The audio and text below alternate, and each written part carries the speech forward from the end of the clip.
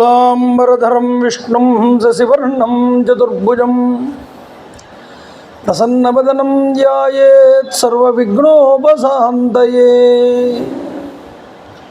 मालांकुण्डीं च डमरुं शूलं शङ्खं सुदर्शनं ददानं भक्तवरदं दत्तात्रेयं नमाम्यहम्।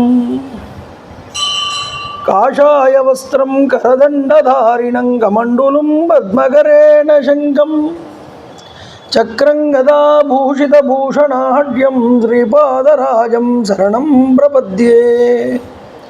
अभ्रस्यामपिङ्गजटाबद्धकलापप्रांसुर्दण्डी कृष्णमृगत्वक्परिधानः सर्वान् लोकान् पावयानः कविमुख्यपाराशर्यः पर्वस्वरूपं विवृणोतु।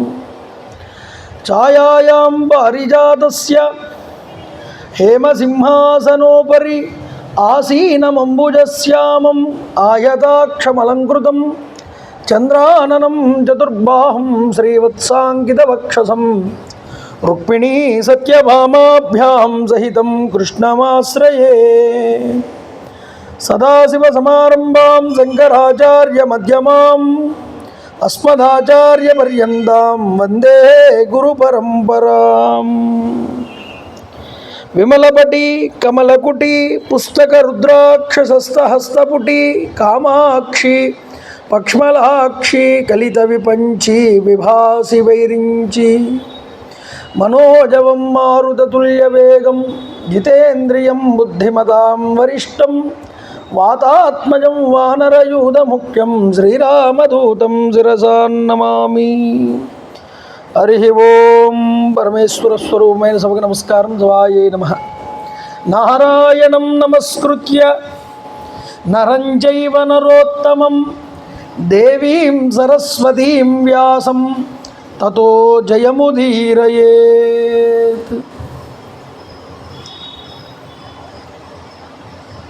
నారద మహర్షి వారి యొక్క సందేశాన్ని పట్టుకుని హరిశ్చంద్రుడి యొక్క వైభవం గురించి తెలుసుకున్నాడు ధర్మరాజు.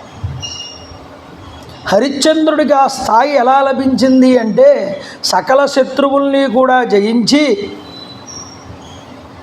రాజసూయ యాగం అనేటటువంటి మహాక్రతువుని ఆచరించినటువంటి మహానుభావుడా యొక్క హరిశ్చంద్రుడని, నువ్వు కూడా హరిశ్చంద్రుడిలాగా రాజసూయ యాగం చెయ్యమని, అది నీ తండ్రి యొక్క సందేశమని చెప్పి వెళ్ళాడు నారదుడు. చాలా ఆలోచనలో పడ్డాడండి ధర్మరాజు. మంత్రి పురోహిత సామంతులు అందరితో కూడా, సకులతో సోదరులతో కూడా చర్చించాడు. ఎంతమందితో చర్చించినా లోకహితాన్ని కాంక్షించేటటువంటి పరమాత్మతో తన యొక్క ఆలోచనని పంచుకోవాలనుకున్నాడు. అందుకనే పరమాత్మని ద్వారక నుంచి కబురు పెట్టి తప్పించుకున్నాడు. అయ్యా, ఈ రాజసూయ యాగం నేను చెయ్యగలనా? తప్పకుండా చెయ్యగలవన్నారు కృష్ణ పరమాత్మ. కానీ పరశురాముడి యొక్క తీక్ష్ణమైనటువంటి దాడి వల్ల క్షత్రియ లోకం నశించింది. ఇక్ష్వాకు వంశ ప్రభువులు పురూరవుడి యొక్క భోజవంశీయులు మాత్రమే మిగిలారు. అటు చంద్రవంశంలోనూ ఇటు సూర్యవంశంలోనూ కలిపి 100 రాజవంశాలు మాత్రమే ఇప్పుడు ఉన్నాయి. ఈ 100 రాజవంశాలలో 86 మంది రాజవంశాల వారిని బంధించాడు జరాసంధుడు అనేటటువంటి ఒక రాజు. వాడు చాలా గొప్పవాడు. వాడి దగ్గర శిశుపాలుడు సైన్యాధ్యక్షుడిగా ఉంటున్నాడు. ఇక దంతవక్త్రుడు వాడికి తల ఒగ్గి నిలబడ్డాడు. విడూరదుడు, ఏకలవ్యుడు, వివిధ దేశాల యొక్క రాజులు వాడిని కాదని ఏ పని చెయ్యరు. ఆఖరికి నా మామ అయినటువంటి భీష్మకుడు కూడా అతడి పార్టీయే. నీ తండ్రికి స్నేహితుడైనటువంటి వాడున్నాడే భగదత్తుడు, ఆ భగదత్తుడు నిజానికి నీ తండ్రికి స్నేహితుడైనా సరే ఆ వాడి దగ్గరికి వచ్చేటప్పటికి నీకు వైపు వాడు తల ఒగ్గడు. ఆ యొక్క జరాసంధుడికే తల ఒగ్గుతాడు. అలాంటి జరాసంధుడు మిత్రభేదాలు ఏర్పాటు చేసి రాజుల మధ్యలో వాడి బలాన్ని పెంచుకుని ఎదుటివాడి రాజుల బలాలని క్షీణింపజేసి చాలామంది రాజుల్ని వాడి చెరసాలలో పెట్టుకుని గిరివ్రజం అనేటటువంటి వాడి రాజ్యాన్ని పురుషవ్రజం చేశాడయ్యా. ఈ పురుషవ్రజం చేయడం అంటే ఏ రాజు యొక్క పరిపాలనలో దేశం ఉన్నదో ఆ దేశపు రాజుని తేజస్సుని వీడు అపహరించడం, వాడిని లాక్కొచ్చి వీడిని బంధించాడు ఇక్కడ. ఇప్పుడు ఆ దేశ వ్యవహారాలన్నీ వీడే చూసుకుంటాడు. అక్కడతో వదిలిపెట్టాడా? పరమశివుడి కోసం గొప్ప తపస్సు చేశాడు. ఆ పరమశివుణ్ణి మెప్పించడం కోసం ఈ రాజులందరినీ బలివ్వాలని అనుకుంటున్నాడు. వాడు చాలా పరాక్రమవంతుడు, బ్రహ్మగారి వరం ఉంది వాడికి. వాడొక్కడు చాలయ్యా. వాడి యొక్క సైన్యాధ్యక్షులు హంసడింబకులు, వాళ్లతో కలిశాడు అంటే ముల్లోకాల్ని కూడా జయించగలడు. 3 అక్షౌహిణీ సైన్యాలతో వస్తాడు వాడు. వాడితో 300 సంవత్సరాలు యుద్ధం చేసినా వాడిని మనం ఓడించలేం.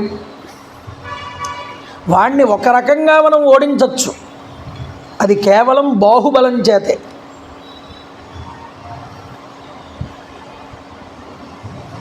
వాడు నా మీదకి 18 సార్లు దండయాత్ర చేస్తే 18వసారి నేను వాడి నుంచి తప్పించుకుని ద్వారకా నగరాన్ని ఏర్పాటు చేసుకున్నాను రైవత పర్వతం దగ్గర. 17వసారి వాడు దండయాత్ర చేసినప్పుడు మా అన్న బలరాముడు గదని విసిరేశాడు. అది హంసుడు అనే రాజుని సంహారం చేసింది. ఆ గద వెళ్ళి హంసడింబకుల్లో హంసుడు చనిపోయాడేమో అనుకుని వార్త తెలిసి డింబకుడు యమునా నదిలో దూకి చచ్చాడు. డింబకుడు చచ్చిపోతే నేనెందుకని హంసుడు కూడా చచ్చిపోయాడు. ఇలా శ్రీకృష్ణ పరమాత్మ వారి యొక్క నేతృత్వంలో ఆయన యొక్క సలహా మేరకు ఆ హంసుడిని ఈ హంసుడి కింద చిత్రింపజేసి డింబకుడిని చంపి డింబకుడు చచ్చిపోయాడని హంసుడిని కూడా సంహారం చేయించారు, వాళ్ళకి వాళ్లే చచ్చిపోయేలాగా. అందువల్ల రాజా ఇప్పుడు ఆ హంసడింబకులు లేరు వాడి దగ్గర, చనిపోయారు. అందున వాడి కూతుళ్ళని వివాహం చేసుకున్నటువంటి కంసుడున్నాడే మా జాతివాడు. మా జాతి వాళ్ళందరికీ అన్యాయం చేశాడు. వాళ్ళ కూతుర్ని వివాహం చేసుకున్నందుకు గాను మా యాదవ ప్రముఖులందరినీ కూడా శిక్షించాడు, బంధించాడు. మా కులానికి తీరని అన్యాయం చేశాడు కంసుడు.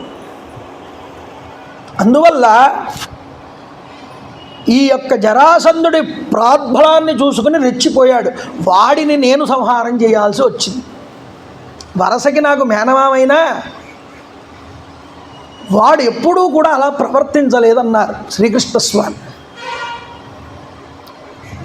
వాడిని సంహారం చేశానని వాడి కూతురు వెళ్ళి జరాసంధుడి దగ్గర కృష్ణుణ్ణి సంహరిస్తావా లేదా అని ఏడ్చింది. అందువల్ల నా మీద కసి పెంచుకున్నాడు. నా మీద అన్నిసార్లు దండయాత్ర చేసి వచ్చాడు. కానీ నేనెందుకు సంహారం చేయలేదో తెలుసా? యదువంశంలో వారి చేతిలో వాడికి మరణం లేకుండా బ్రహ్మగారి వరం ఉంది. అందువల్ల నేను వాడిని విధిని అనుసరించి ఆ యొక్క వరానికి తల ఒగ్గి ఉండి బ్రహ్మగారి వరానికి నేను వాడిని ఏమీ చేయలేదు. సమయం ఆసన్నం అయ్యేదాకా ఇప్పుడే చూద్దాం లేనని. ఇప్పుడు సమయం ఆసన్నమయ్యింది. ఎందుకు? కంసుడు లేడు, హంసడింబకులు లేరు.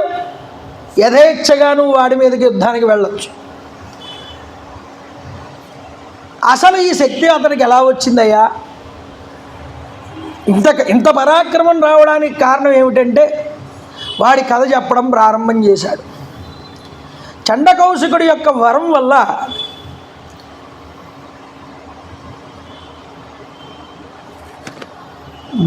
బృహద్రథుడు అనేటటువంటి రాజు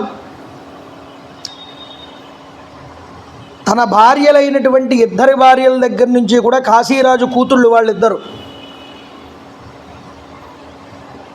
వాళ్ళిద్దరికీ సంతానం లేదు. చండకౌశికుడు వచ్చాడు ఒకసారి మగధ దేశానికి, ప్రార్థించాడు సంతానం కావాలని.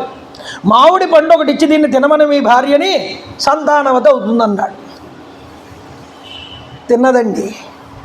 ఎలాగా? ఒక భార్యకి ఇస్తే ఊరుకోదుగా, ఇద్దరికీ చెరిసగంగా 2 ముక్కలకు వస్తే 2 ముక్కలుగా పుట్టింది శిశువు. ఒక సగభాగం ఒక భార్యకి, ఒక సగభాగం మరొక భార్యకి. వికృతంగా ఉంది చూడడానికి. ఒక కన్ను, ఒక ముక్కు, ఒక నోరు, అరనోరు, అరముక్కు, వికృతంగా ఉంది. దేవి శిశురా బాబు అని రెండిట్ల ముక్కల్ని తీసుకెళ్ళి బయట పాడేశారు. జర అనేటటువంటిది రాక్షసి తిరుగుతోంది అక్కడ. ఈ ముక్కలను రెండింటిని పట్టుకుని ఇలా కలిపేటప్పుడే కలుసుకుంది ఆ శిశువు దగ్గరికి. ఏడవడం మొదలుపెట్టింది. ఏడుపు వినిపిస్తోందని అంతఃపురంలో నుంచి అంతఃపుర కాంతలు బయటకు వచ్చి చూశారు. ఈవిడ ఈ యొక్క పిల్లవాడిని పట్టుకుని రాజా ఆస్థానానికి వచ్చింది. రాజా, నీ యొక్క రాజ్యంలో ఎప్పటి నుంచో నేను పూజలు అందుకుంటున్నాను. ఇప్పటికీ చేస్తారండి. మనకి బీహార్ ప్రాంతం బోర్డర్స్ దగ్గర, జార్ఖండ్లోను ఈ జర అనేటటువంటి దేవతని సంతానవతిగా పూజిస్తారు. అమ్మవారు చుట్టూరా చిన్న చిన్న పిల్లలు ఉంటారు. ఇలా వాళ్ళని ఆశీర్వదిస్తున్నట్లుగా ఉంటుంది ఆ దృశ్యం. ఆవిడని చిత్రాలు గీస్తారట గోళ్ల మీద, ఆవిడని పూజిస్తారట, ఆవాహన చేస్తారట. ఇలా మీ వంశంలో చాలా సంవత్సరాల మట్టి నేను ఆరాధించబడుతున్నాను, నీకు సంతానం లేరని నిన్ను అనుగ్రహించాను. నేను కావాలనుకుంటే పర్వతాలనే తినేయగలను, మింగేయగలను. నీ పిల్లవాడో లెక్క, నాకు లెక్కే లేదు. కానీ నీకు సంతానం ప్రసాదించాలని ఈ యొక్క రెండు ముక్కల్ని కలిపి నీ దగ్గరికి తీసుకొచ్చాను, స్వీకరించు, నేను నీకు ప్రసాదంగా ఇస్తున్నాను ఈ కుమారుణ్ణని ఆశీర్వదించి ఆ పిల్లవాడిని ఇచ్చింది ఆ యొక్క బృహదత్తుడికి. స్వీకరించాడు. జరయా సంధితో యస్మాత్ జరాసంధో భవత్వయం. జర చేత పుట్టబడ్డాడు కాబట్టి వీడికి జరాసంధుడు అని నామకరణం చేశారు. ఇక్కడ దాకా నిన్న కథాభాగం చెప్పుకున్నాం. విహంగ వీక్షణంగా ఎందుకు చెప్పానంటే, శ్లోకాలు చెప్తుంటే చాలామంది నిద్రపోతున్నారు. శ్లోకం చెప్పాలి అంటే పురాణంలో పద్ధతి ఒకటి ఉన్నది.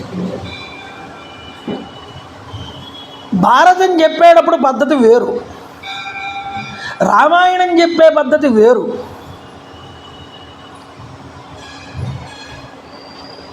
భాగవతం చెప్పే పద్ధతి వేరు. ఒక్కొక్క పురాణాన్ని ఒక్కొక్క రకంగా చెప్పాలని శాస్త్రం విధించిందండి. అలా చెప్తూనే ప్రజలకి రంజింపజేయాలి. పురాణంలో ఉన్న ముఖ్య లక్షణం అది. కాబట్టి నిన్నటి రోజు ఈ యొక్క జరాసంధుడి యొక్క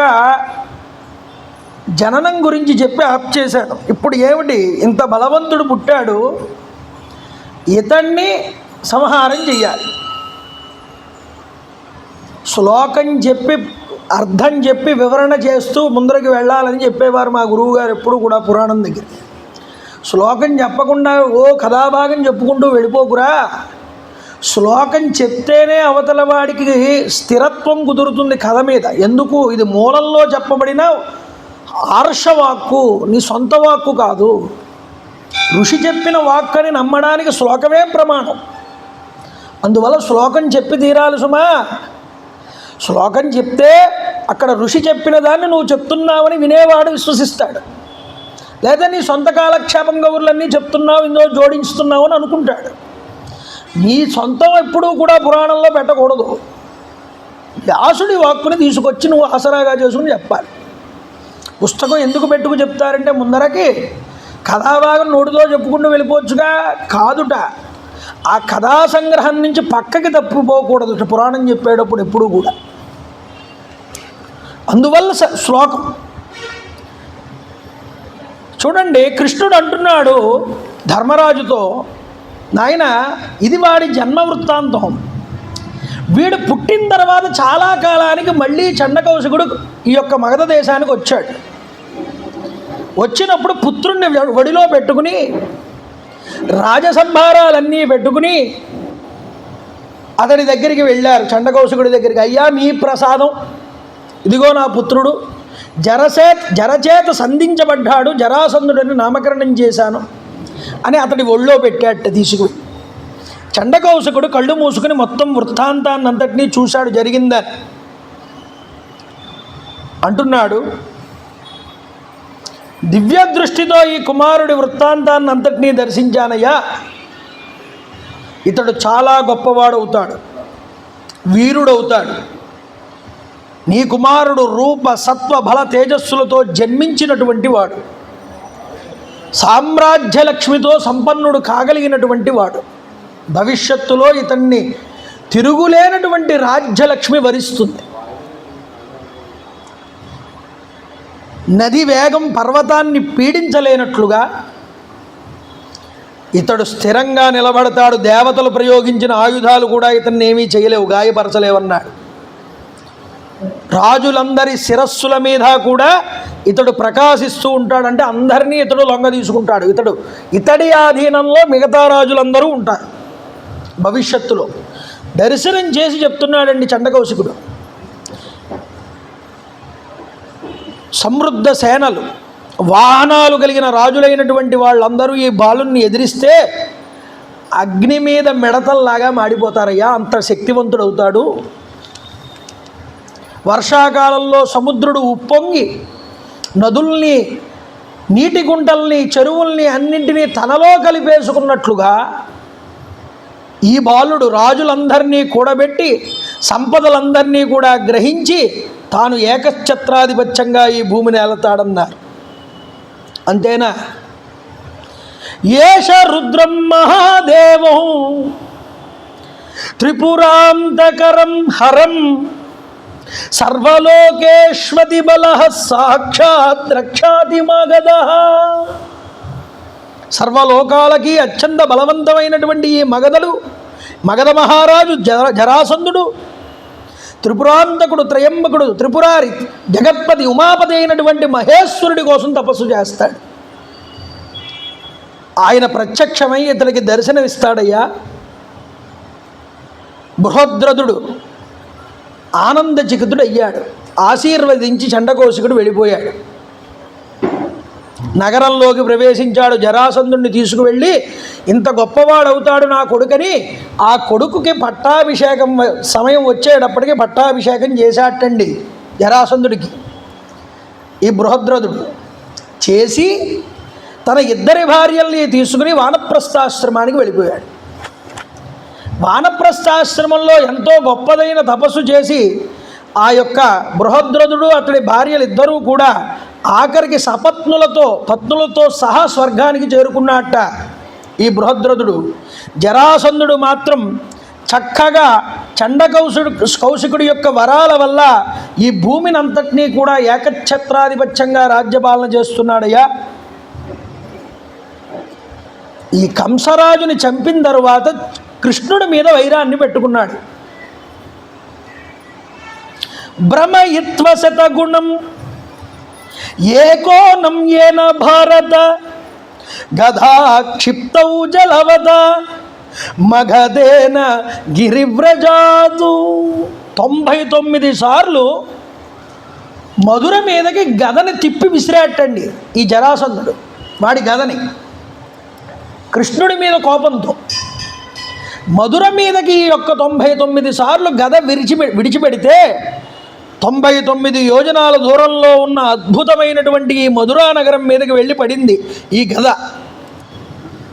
దృష్ట్వా పారైస్తథా సమ్యక్ గదా చైవ నివేదిత గదావసానం తత్ఖ్యాతం మధురాయ సమీపతః. ఈ గద పడినటువంటి చోటు గదావసానము అనేటటువంటి పేరును ప్రఖ్యాతం పొందింది.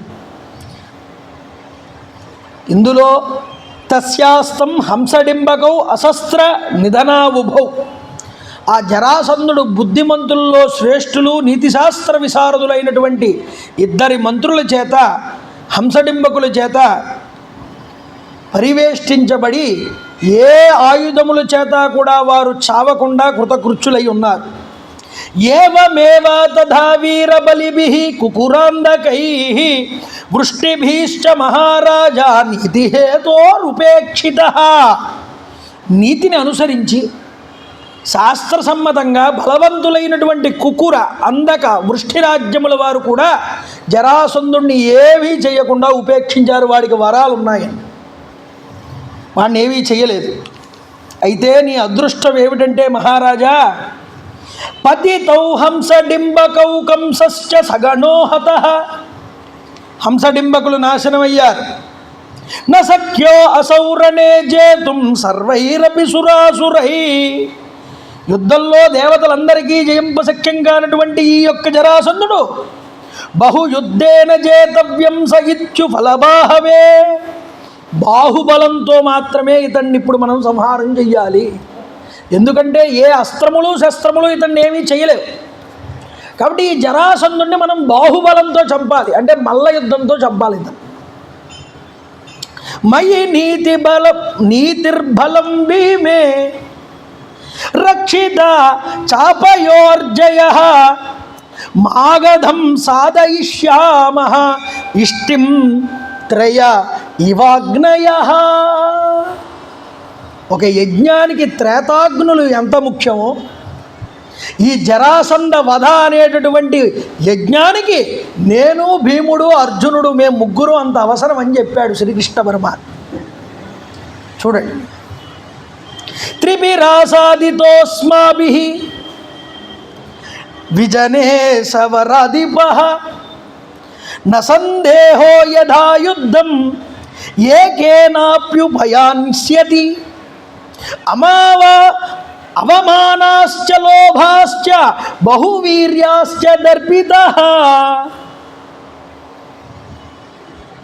ఏకాంతంలో ఎవరూ లేనటువంటి సమయాన్ని చూసుకుని ఈ జరాసంధుణ్ణి కనుక మనం కట్టడి చేయగలిగితే వాడు తప్పకుండా మా ముగ్గురిలో ఎవరినో ఒకరిని యుద్ధానికి పిలుస్తాడు రమ్మని.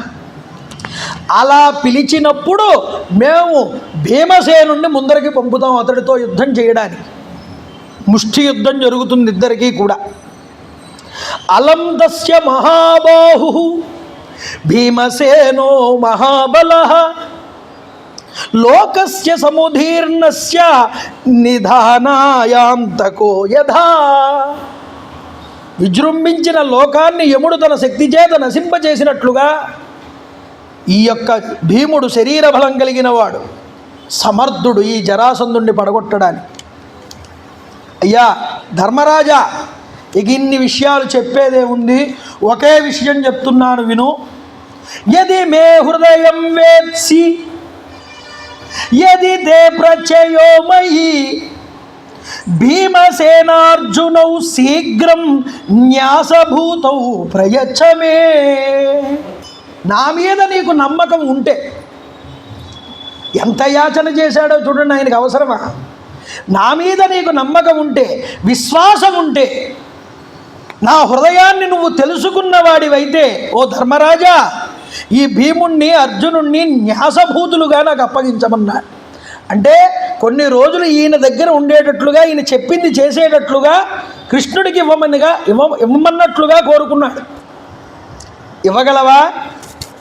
వెంటనే నాకు ఇస్తావా? ఇలా అడిగితే శ్రీకృష్ణ పరమాత్మ సిగ్గుపడ్డాటండి ధర్మరాజు. నువ్వు అడగడం ఏమిటయ్యా స్వామి, నన్ను యాచించడం ఏమిటి? అచ్యుత అచ్యుత అచ్యుతామైవం వ్యాహార మిత్రఘర్షణ పాండవానాం భవాన్నాదః భవంతం చాశ్రిత వయం. కృష్ణ, అచ్యుత, శత్రు సంహారక, ఇలా ఎప్పుడూ నీ నోటితో పలకద్దయ్యా స్వామి. పాండవులకు ఎప్పుడూ కూడా నువ్వే నాదుడివి, ఇది గుర్తుపెట్టుకో. నిన్ను ఆశ్రయించే మేము ఎప్పుడూ కూడా ఉన్నాం స్వామి. యథా వదసి గోవింద సర్వం తదుపపద్యతే నహి త్వమగ్రతస్తేషాం ఏషాం లక్ష్మీ పరాన్ముఖీ. నువ్వు నీ నోటితో ఏది మాట్లాడితే అది సిద్ధిస్తుంది, అది నీ యొక్క శక్తి. నీ ముందు నువ్వు కనుక మా ముందు లేకపోతే అయ్యా వారికి జయలక్ష్మి ఎలా కలుగుతుందండి? ఎక్కడ స్వామి ఉంటే అక్కడ లక్ష్మి ఉంటుంది. ఎందుకని? ఆయన శ్రీని హృదయమునందు పెట్టుకున్నవాడు, అందుకనే శ్రీనివాసుడు అయ్యాడు. ఆయనున్న చోట ఏ లక్ష్మి? ధైర్యలక్ష్మి, విజయలక్ష్మి, సంతానలక్ష్మి, ధనలక్ష్మి, ధాన్యలక్ష్మి, ఏ లక్ష్మి కావాలన్నా ఆయన ఉండాలి. ఆయన ఉన్న చోటకి ఆవిడ ఉండి తీరుతుంది అక్కడ. నువ్వు మా ముందు లేకపోతే, నువ్వు మమ్మల్ని రక్షించకపోతే మాకు విజయలక్ష్మి రమ్మంటే ఎక్కడి నుంచి వస్తుంది స్వామి? ధర్మరాజు భగవంతుణ్ణి ఎంతగా నమ్మాడో చూడాలండి మనం. నమ్మకం ప్రధానం భగవంతుణ్ణి మనం పూజించినప్పుడు. నమ్మకం లేకపోతే నువ్వు పెట్టింది ఎంత గొప్ప వస్తువైనా ఆయన ఎదురుకుండా ఆయనకి దానికి ఏ విధమైన విలువ ఉండదు. పరమేశ్వరుడి యొక్క విభూతి, ఆయన తత్వం తెలుసుకోవాలంటే పురాణం వినాలండి. భగవంతుడు దేన్ని మెచ్చుకుంటాడు? భగవంతుడు దేనికి లొంగుతాడు? భగవంతుడు ఎవరిని ఆశ్రయిస్తాడు? ఎలాంటి వారు ఆశ్రయిస్తే వారికి పలుకుతాడు? ఇవన్నీ మనకి పురాణం తేటతెల్లం చేస్తుంది. అవి వినకపోవడం వల్ల కదా ప్రతి ఒక్కడు భక్తుడు అనిపించుకుంటున్నాడు ఈరోజు. భక్తి భరిత.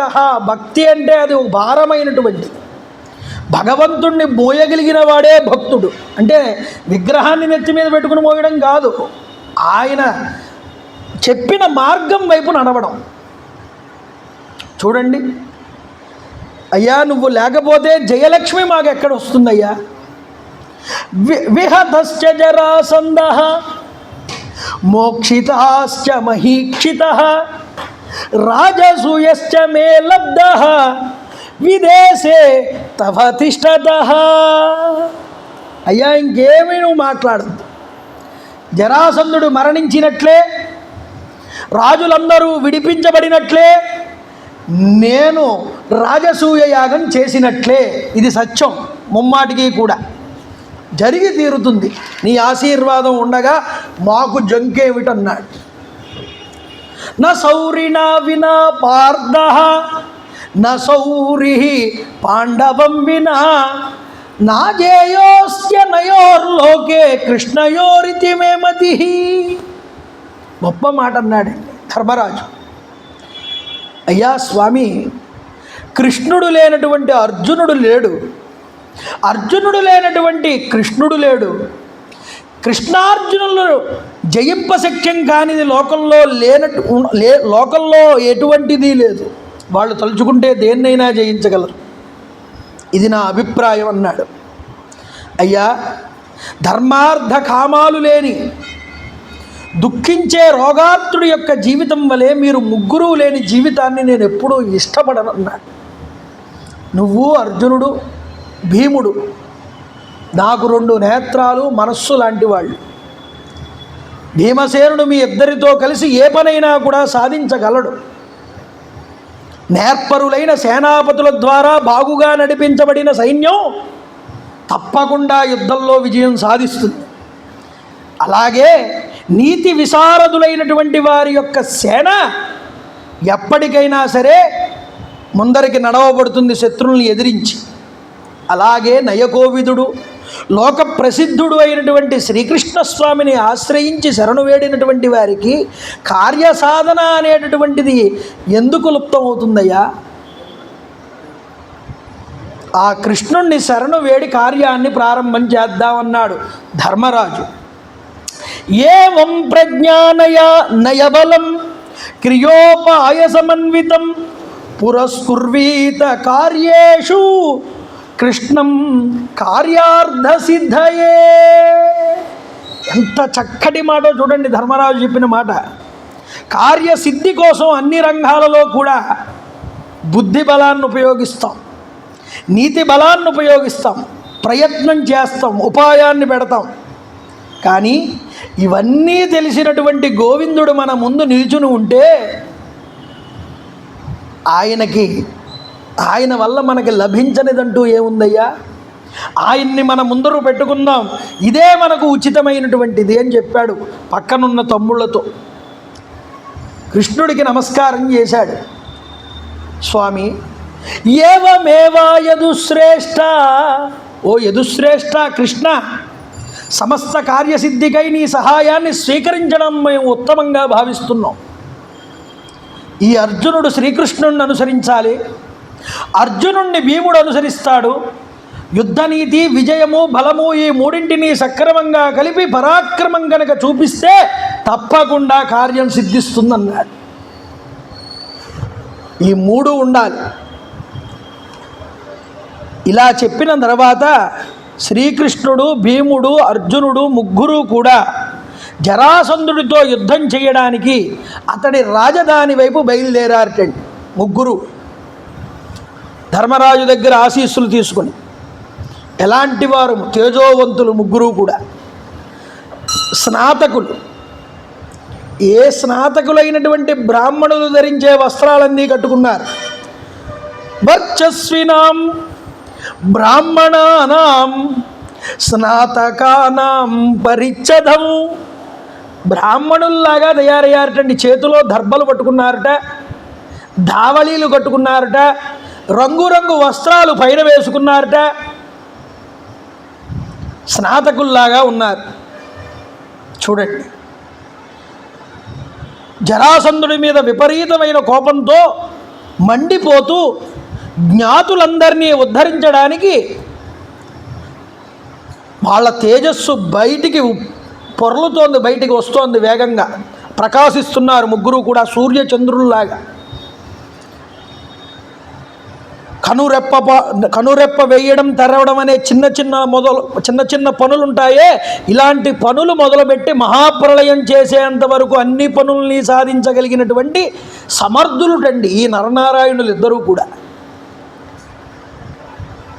అనోరణీయాం మహతో మహీయాం. అణువులో కూడా పరమాత్మ ద్యోతకం అవుతాడు.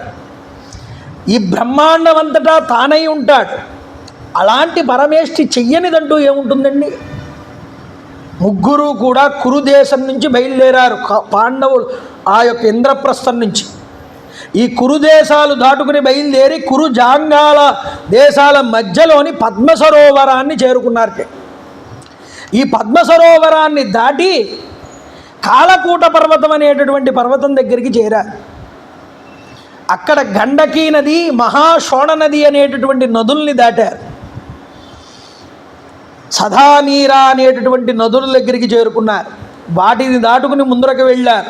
అదే మార్గంలో సుందరమైన సరయూ నది ప్రవహిస్తోంది. దానిని కూడా దాటుకుని ముందరకు వెళ్ళారు.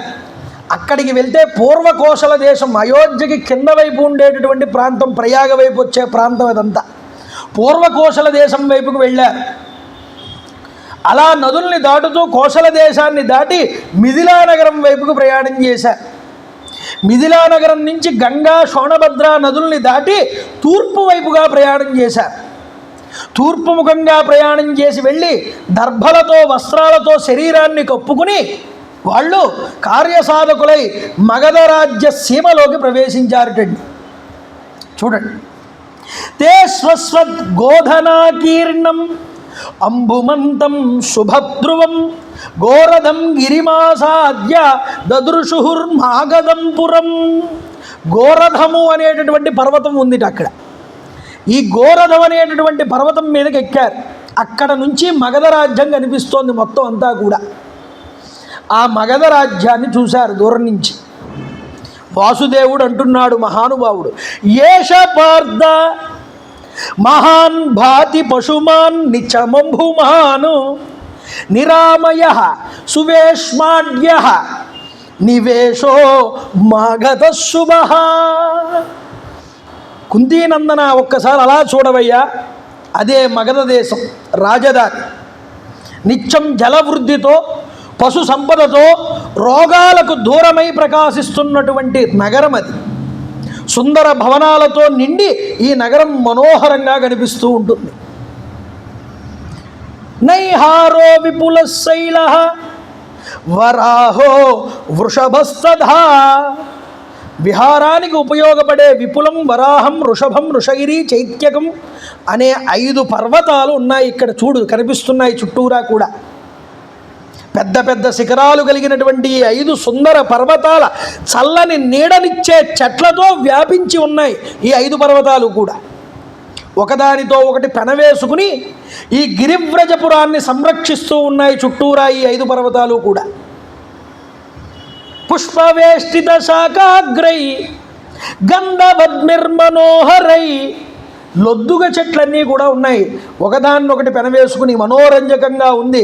పర్వతాల మధ్యలో, ఈ లొద్దుగు చెట్ల మధ్యలో నగరం దాగి ఉన్నట్లుగా కనిపిస్తోంది. ఎటు చూసినా పూలతో పరిమళాలని ప్రసరింపజేస్తోంది ఈ లద్దుగ చెట్టు. ఈ లద్దుగ పూల సుగంధం కాముకులకు చాలా ఇష్టమైనటువంటి సువాసననిస్తుంది.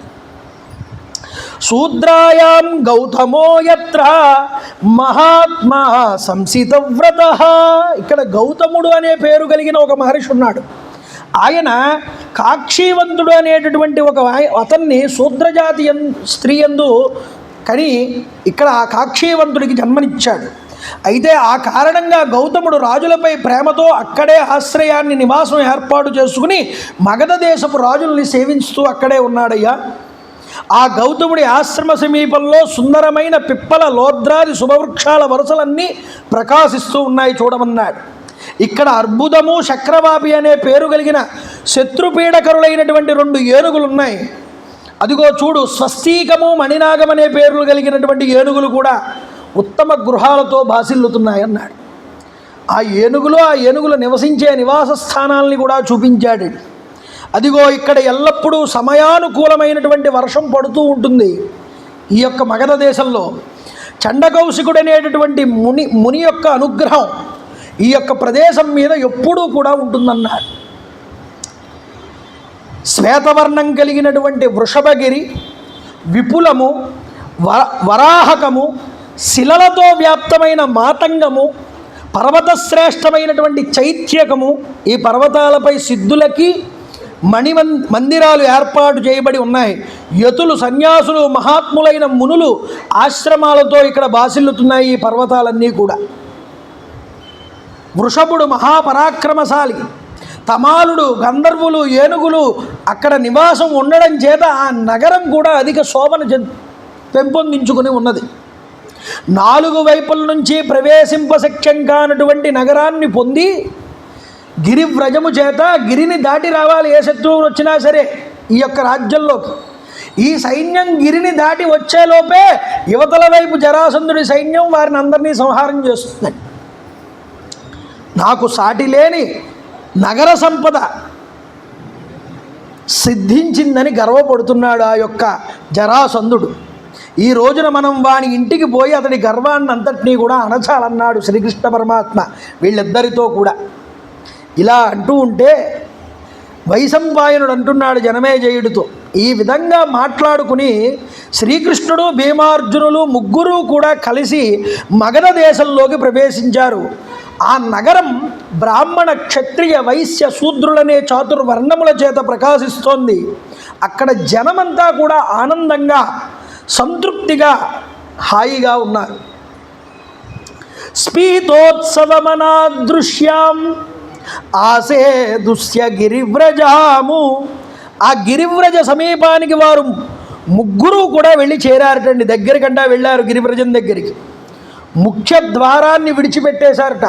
లోపలికి, ఆ ద్వారం గుండా లోపలికి వెళ్ళాలి మగధ దేశంలోకి, ద్వారం గుండా వెళ్ళలేదు. తతో ద్వారమనాసాద్య పురస్య గిరిముచ్రితం బార్హద్రై పూజ్యమానం తథా నగరవాసిభిః. ఎంట్రన్స్ గేట్ దగ్గర నుంచి వెళ్లకుండా నగరంలోనికి ఆ నగరం వెనకాల వైపు ఉన్నటువంటి కొండనెక్కారట పైకి. ఆ కొండనెక్కి కొండ మీద నుంచి నగరంలోకి ప్రవేశించారట. అద్వారేణ మహాబాహు ప్రాకారమభిపుప్లువే. సుందరకాండలో స్వామి హనుమ చెప్తారు, శత్రురాజ్యానికి వెళ్ళినప్పుడు ఎంట్రన్స్ ద్వారం గుండా వెళ్ళకూడదు టండి. మరి ఎలా వెళ్ళాలి? కోట ప్రాకారాన్ని దాటి వెళ్ళమన్నారు, లేదా దొడ్డిదారి నుంచి వెళ్ళమన్నారు. అందువల్ల శత్రువు ఇంటికి వెళ్తున్నప్పుడు మర్యాదని పాటిస్తారు శ్రీకృష్ణ పరమాత్మ. ద్వారం గుండా వెళ్లకుండా ఆ చైత్యక పర్వత శిఖరం మీద నుంచి దూకారట, వెనక్కి నుంచి వచ్చి ఈ నగరంలోకి వస్తున్నారు. అదే సమయంలో ఆ నగరంలో నివసించే ప్రజలు, బృహదద్రుడి యొక్క కుటుంబీకులందరూ కూడా ఆ చైత్యక పర్వతాన్ని పూజ చేస్తున్నారు. వాళ్ళకి చాలా ఇలవేలు ఆ పర్వతం. చూడండి, మగధ దేశీయులందరికీ ఆ పర్వతం ఎంతో ప్రియమైనటువంటిది. యత్ర మాంసదం వృషభం ఆససాద బృహద్రద తం హత్వమహం సతాలాభిః త్రిస్రో భేరిరకారయతు. అక్కడ బృహద్రథుడు పూర్వం నరమాంసభక్షకుడైనటువంటి ఒక రాక్షసుడిని చంపేటండి. ఆ పర్వతం దగ్గర నరమాంసభక్షకుడైనటువంటి ఒక రాక్షసుడిని చంపి వాడి యొక్క చర్మాన్ని ఒలిపించి ఆ చర్మంతో అక్కడ 3 నగారాలని ఏర్పాటు చేశాట. పెద్ద పెద్ద డక్కలు. అవి తం హత్వా మాం సతాలాభిః త్రిస్రో భేరికరారయతు. ఒక్కసారి మోగిస్తే ఆ నగారాన్ని 1 నెల రోజుల పాటు అలా మోగుతూనే ఉంటుంది, వినిపిస్తూనే ఉంటుంది శబ్దం.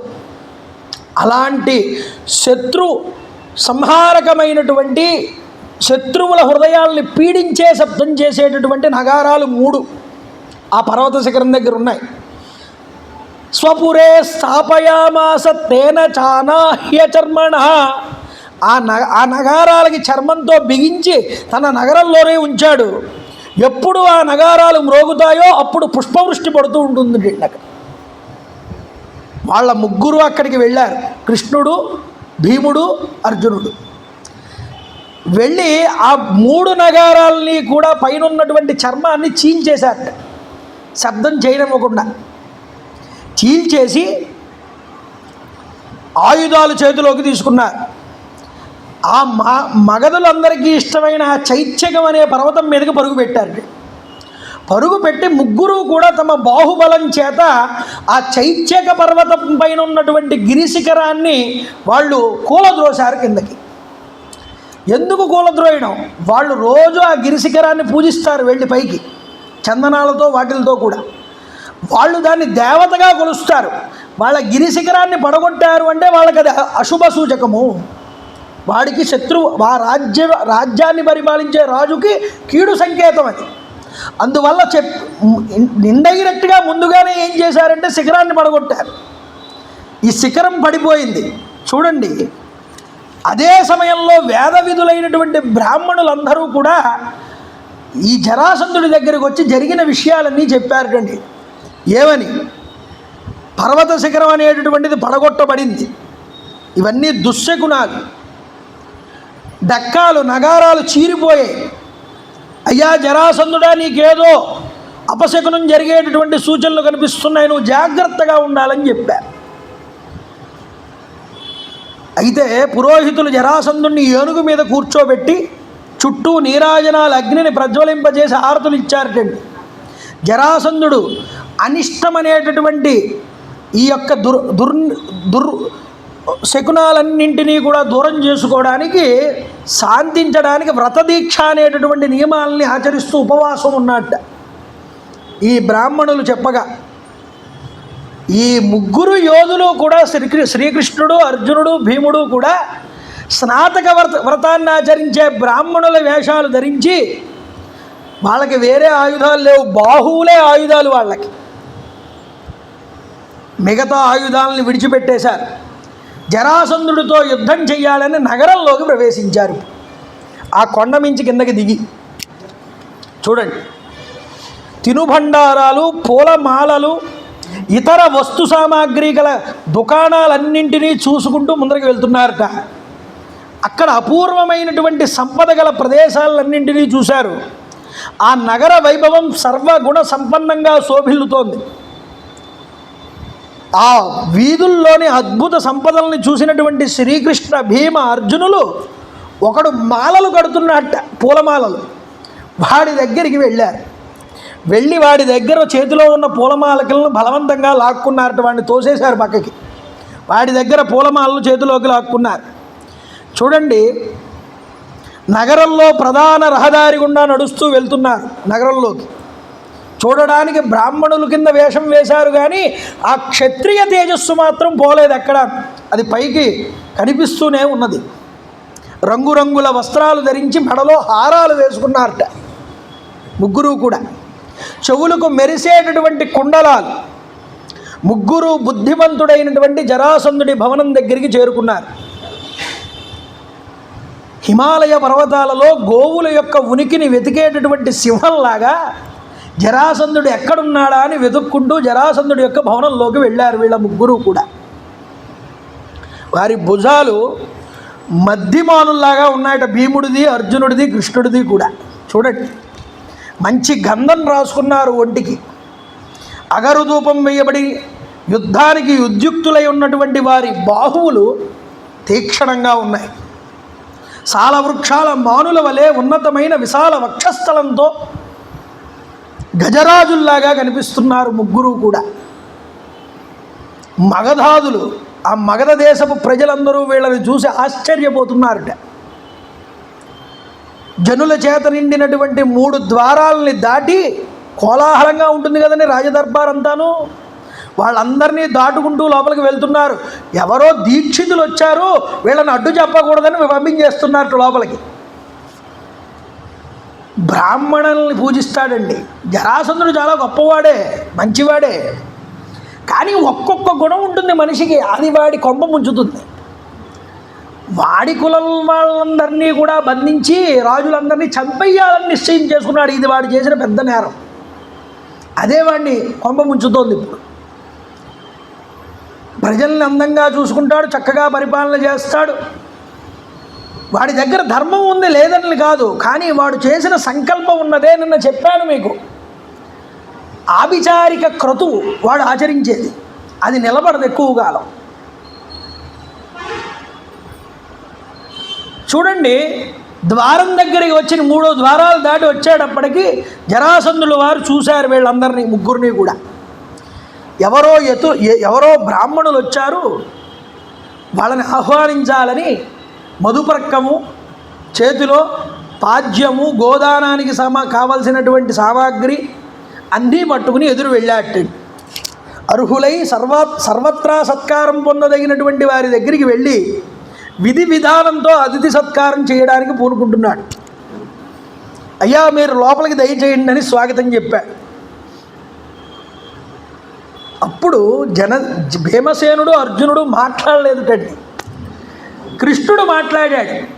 ఏమంటున్నాడంటే, అయ్యా మాకో వ్రతం ఉంది, అర్ధరాత్రి సమయం అయ్యేదాకా వీళ్ళు వ్రతదీక్షలో ఉన్నారు, ఎవరితోనూ మాట్లాడరు.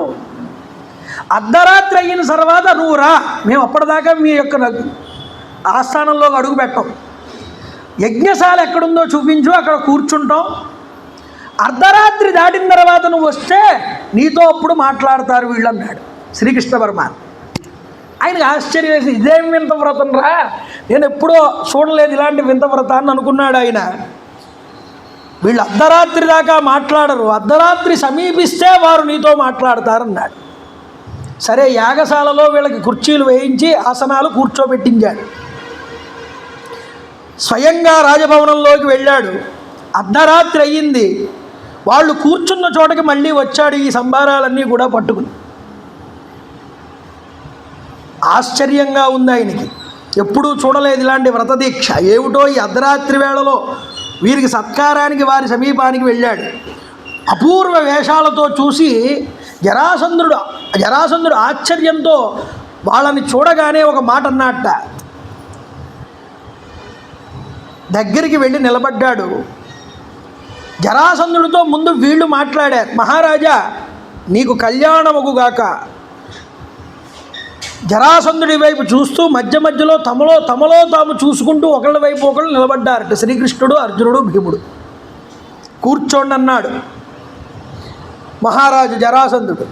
కూర్చున్నారు ముగ్గురు కూడా. యజ్ఞంలో ప్రజ్వలించేటటువంటి అగ్నుల్లాగా కనిపిస్తున్నారటండి చూడ్డానికి. అంటున్నాడు జరాసంధుడు, జరాసంధ తమూవాచ సత్యసంధో నరాధిప. వేషభాషల కంటే విపరీత ఆచరణం కలిగినటువంటి వారిని చూసి నిందించాట. ఏమని? నిగర్హమాణ కౌరవ్య వేషగ్రహణ నైకృతాను నస్నాతక వ్రత విప్రా బహిర్మాల్యాను లేపనా.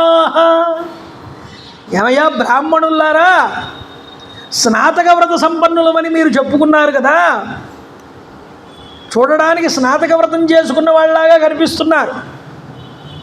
అయితే సమావర్తనాది కర్మలు లేకుండా మాలలు చందనం ధరించడం అనేటటువంటి ప్రసిద్ధి మానవులలో అనేటటువంటిది ఉన్నది.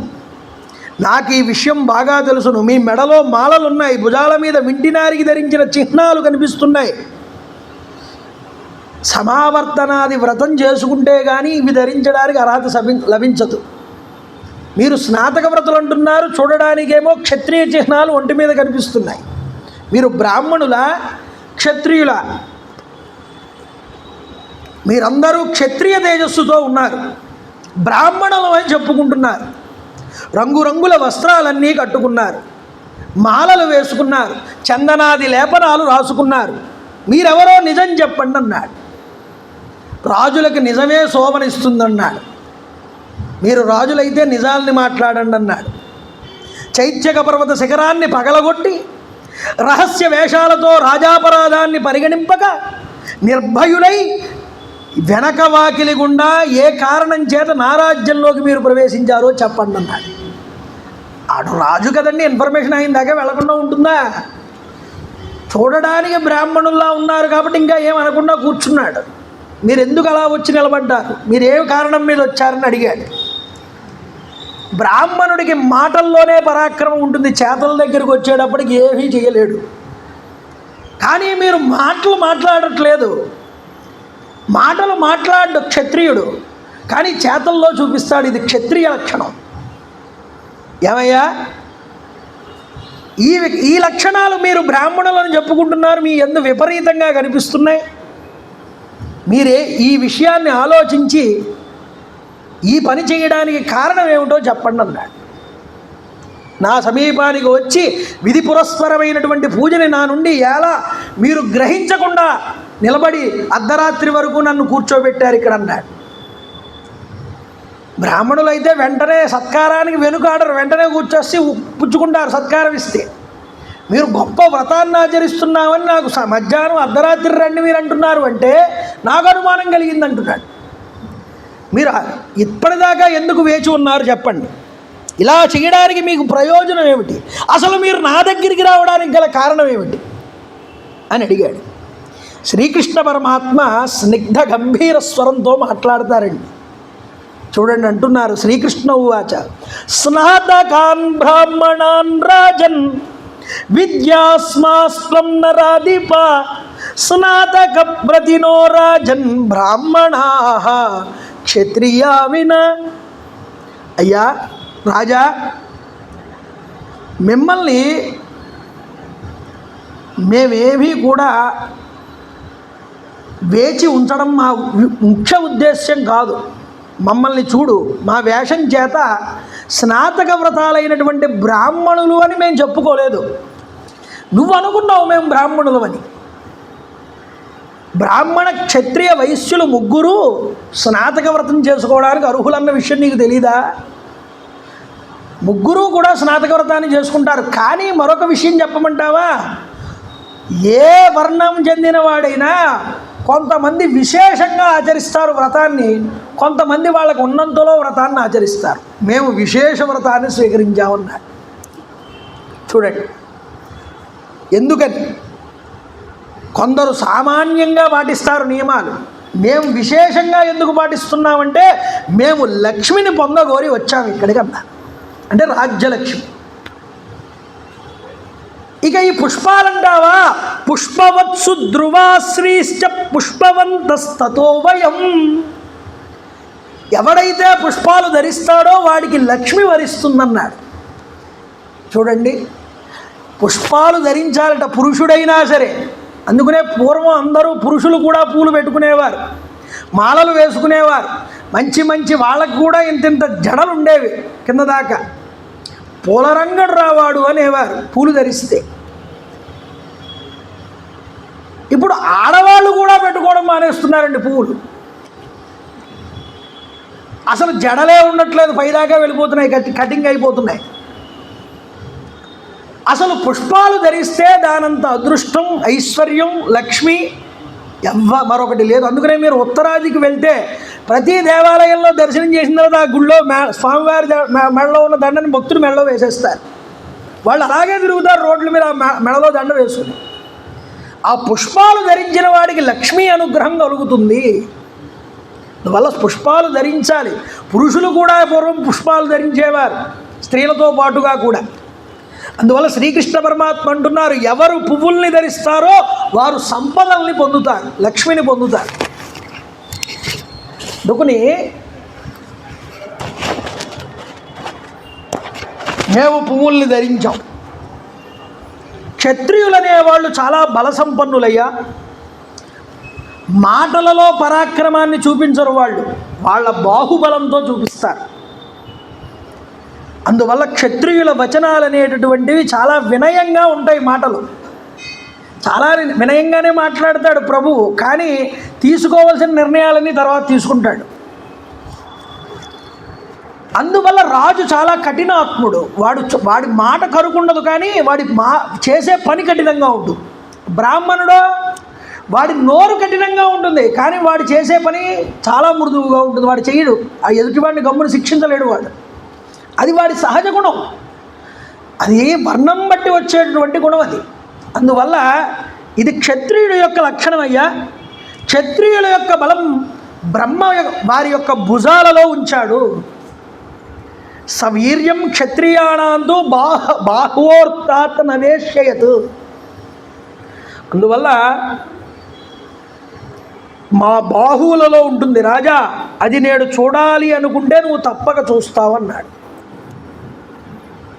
అద్వారేణ రిపోర్గేహం ద్వారేణ సుహృదో గృహాను ప్రవిశంతి నరా ధీరా ద్వారణ్యేతాని ధర్మతః.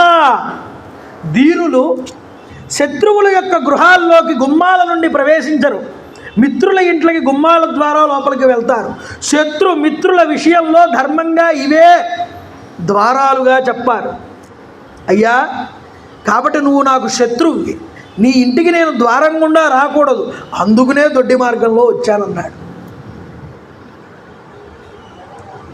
ఇక రెండో విషయం, మా దగ్గర నుండి మీరు ఎందుకు పూజ స్వీకరించలేదు, మేము ఇచ్చే పూజలు మీరు ఎందుకు స్వీకరించలేదని అడిగావు కదా, శత్రువు నుంచి మేము ఎప్పుడూ పూజలను స్వీకరించమన్నాడు. చూడండి, ఈ విషయాన్ని బాగా అర్థం చేసుకోను.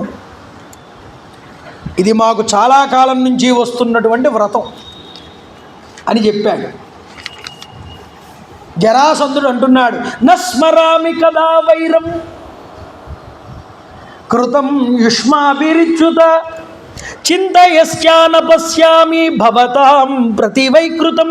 ఓ బ్రాహ్మణులారా, ఈయన ఇంకా బ్రాహ్మణులని అనుకుంటున్నాడు పాపం. చూడండి, ఓ బ్రాహ్మణులారా, మీతో మాకు ఏ విధమైనటువంటి శత్రుత్వము లేదు, మరి యుద్ధం కారణం ఏమిటి? ఎంత ప్రయత్నించినా నాకు గుర్తు రావట్లేదు మీతో నేను ఎక్కడ వైరం పెట్టుకున్నానా అని. చెప్పండి, నేను మీ పట్ల అపకారం చెయ్యనప్పుడు మీకు నాకు శత్రుత్వం ఎలా ఏర్పడిందో కూడా చెప్పండి. ఇది సత్పురుషుల యొక్క నియమమేనా అని అడిగాడు. నేను నా మనస్సును వశపరుచుకుని స్వధర్మ పాలన చేస్తున్నాను. ఇక్కడ ప్రజల పట్ల కూడా అపరాధిని కాదు. అలాంటి నన్ను మీరెందుకు అపరాధిగా భావిస్తున్నారో చెప్పండి అన్నాడు. ఒక్కొక్కళ్ళు తప్పులు చేస్తారండి, తప్పులు చేసేసి మేము చాలా మంచివాళ్ళమని వాళ్ళే సర్టిఫికెట్లు ఇచ్చుకుంటారు. ఇది ఎలా ఉంటుంది అంటే వారిని వారు ఆత్మవంచన చేసుకోవడం కింద లెక్క.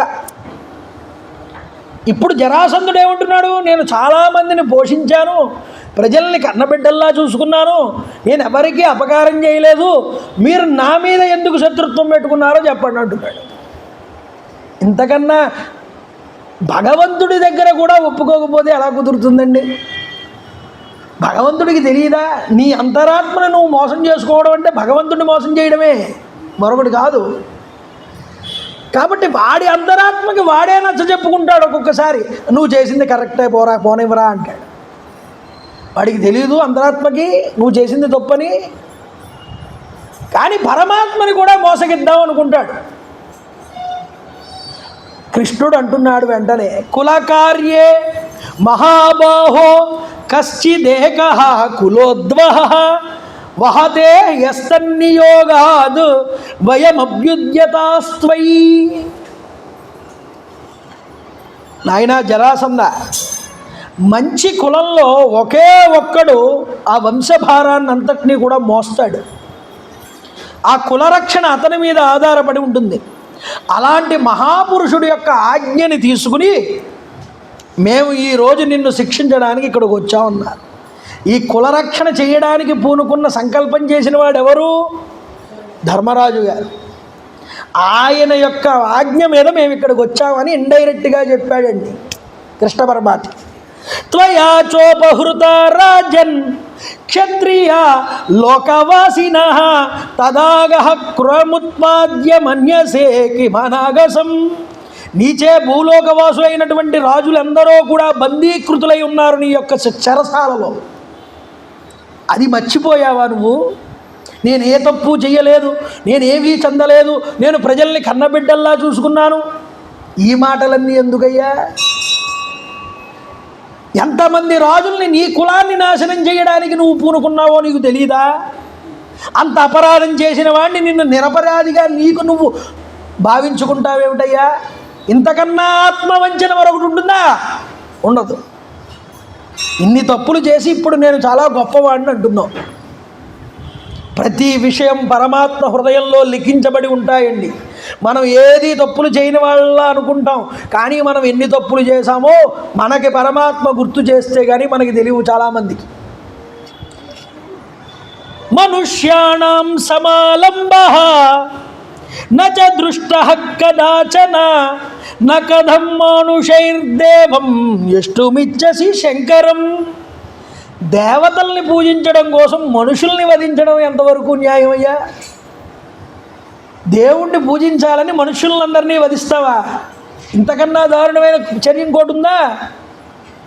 కళ్యాణకరుడైనటువంటి సకల మంగళాల్ని ఇచ్చేటటువంటి పరమేశ్వరుడు శంకరుడు. శంకరోతి ఇది శంకర, ఆయనే మంగళకరుడు.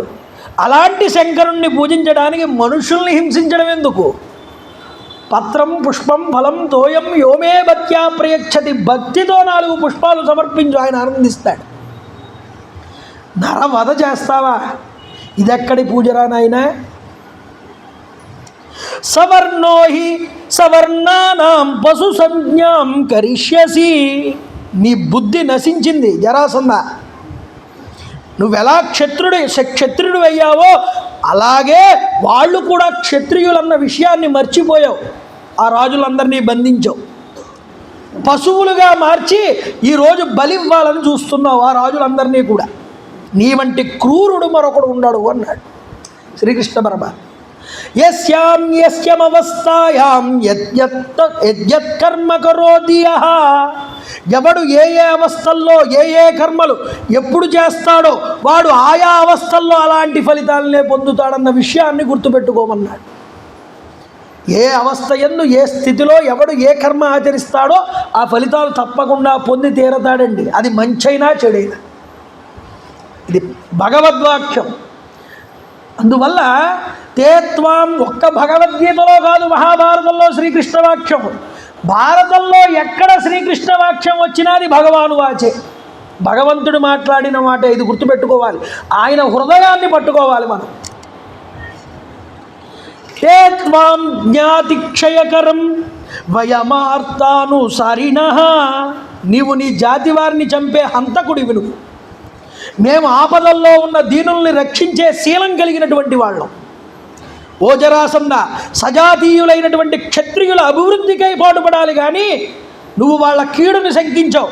అందువల్ల మేము ఈరోజు నిన్ను చంపడానికి ఇక్కడికి వచ్చామని గుర్తుపెట్టుకోమన్నాడు. నాస్తి లోకే ఉపమ్యానః క్షత్రియే శ్వితి చైవ తతు. క్షత్రియుల్లో నా వంటి వీరుడు వేరొకడు లేడు, ఈ లోకంలో లేడని నువ్వు భావిస్తున్నావు. అదంతా నీ బుద్ధి వల్ల ఏర్పడిన భ్రమ మాత్రమే అని గుర్తుపెట్టుకోమన్నాడు. స్వాభిమాని అయినటువంటి రాజు ఎవరైనా సరే అయిన వారిని తెలిసి చంపడానికి ప్రయత్నిస్తాడా? కావాలని ఈరోజు నీ వాళ్ళనే నువ్వు బంధించి చంపడానికి పూనుకున్నావు. దీని ద్వారా అక్షయ్యమైనటువంటి స్వర్గాన్ని కూడా నువ్వు దూరం చేసుకుంటున్నావన్నాడు. స్వర్గప్రాప్తి కోసం యుద్ధం అనేటటువంటి యజ్ఞంలో దీక్ష తీసుకున్నటువంటి క్షత్రియుడు తమకిష్టమైనటువంటి లోకాలన్నింటినీ జయిస్తాడు ఎదురొడ్డి పోరాడి. దీనిని నువ్వు తెలుసుకోమన్నాడు. వేదాధ్యయనం అనేటటువంటిది స్వర్గాన్ని ఇస్తుంది. పరోపకారం చేయడం వల్ల వాడికి కీర్తి స్వర్గము రెండూ లభిస్తాయి. తపస్సు స్వర్గానికి స్థిరం చేస్తుంది. ఈ మూడింటికంటే కూడా యుద్ధంలో ఎదురొడ్డి పోరాడి ఎవడైతే శత్రువుల్ని చంపి తాను మరణిస్తాడో వాడు శాశ్వత వీరస్వర్గాన్ని పొందుతాడు. క్షత్రియునికి యుద్ధంలో మరణించడం కన్నా గొప్ప సత్కారం మరొకటి లేదన్నారు శ్రీకృష్ణ పరమాత్మ. అందువల్ల ఇంద్రుణ్ణి వైజయంతి భవనంలో నివసించడంతో సమానమైనటువంటి స్థాయి అది యుద్ధంలో మరణించడం క్షత్రియుడు. అందుకనే కదండి సంజయుడంతటి వాడు రాయభారానికి వస్తే శ్రీకృష్ణ పరమాత్మ అంటాడు, ఏమండి ఆ రోజు ఏకచక్రాపురంలో మీరే విధంగా అయితే భిక్షాటన చేసుకుని బ్రతికారో అలాగే ఇప్పుడు కూడా బ్రతికితే వాళ్ళకి మీకు గొడవ ఉండదు కదా అన్నాడు. ఏం మాట్లాడుతున్నావురా అన్నారు శ్రీకృష్ణ పరమాత్మ. జ్ఞాతి భయం ఉన్నప్పుడు, వాళ్ళ దగ్గర సత్తా లేనప్పుడు, సేవ లేనప్పుడు ప్రాణాన్ని రక్షించుకోవడం ఆపద్ధర్మంగా చేసినటువంటి కార్యాన్ని ఇప్పుడు దాన్ని తీసుకువచ్చి పరాక్రమవంతులు, క్షత్రియులు, వీరులు, గొప్ప శాస్త్రవాక్య పండితులు అయి సకల సైన్యాన్ని కూడగట్టుకుని సకల బలాల్ని వెనకాల పెట్టుకుని వీరోచితంగా పోరాడి రాజ్యాన్ని సంపాదించుకోగలిగినటువంటి సత్తా ఉన్నటువంటి ధర్మరాజుని ఈరోజు అడుక్కు తినమంటావా? ఇది ఎక్కడి బుద్ధి, నీకు ఎక్కడి నుంచి వచ్చిందిరా ఈ మాటలన్నీ? తప్పకుండా ఈ ఫలితాన్ని అందరూ అనుభవిస్తారని చెప్పన్నాడు శ్రీకృష్ణ పరమ. ఎంత ఎంత కన్నింగ్గా మాట్లాడాడండి సంజయుడు ఆ రోజు.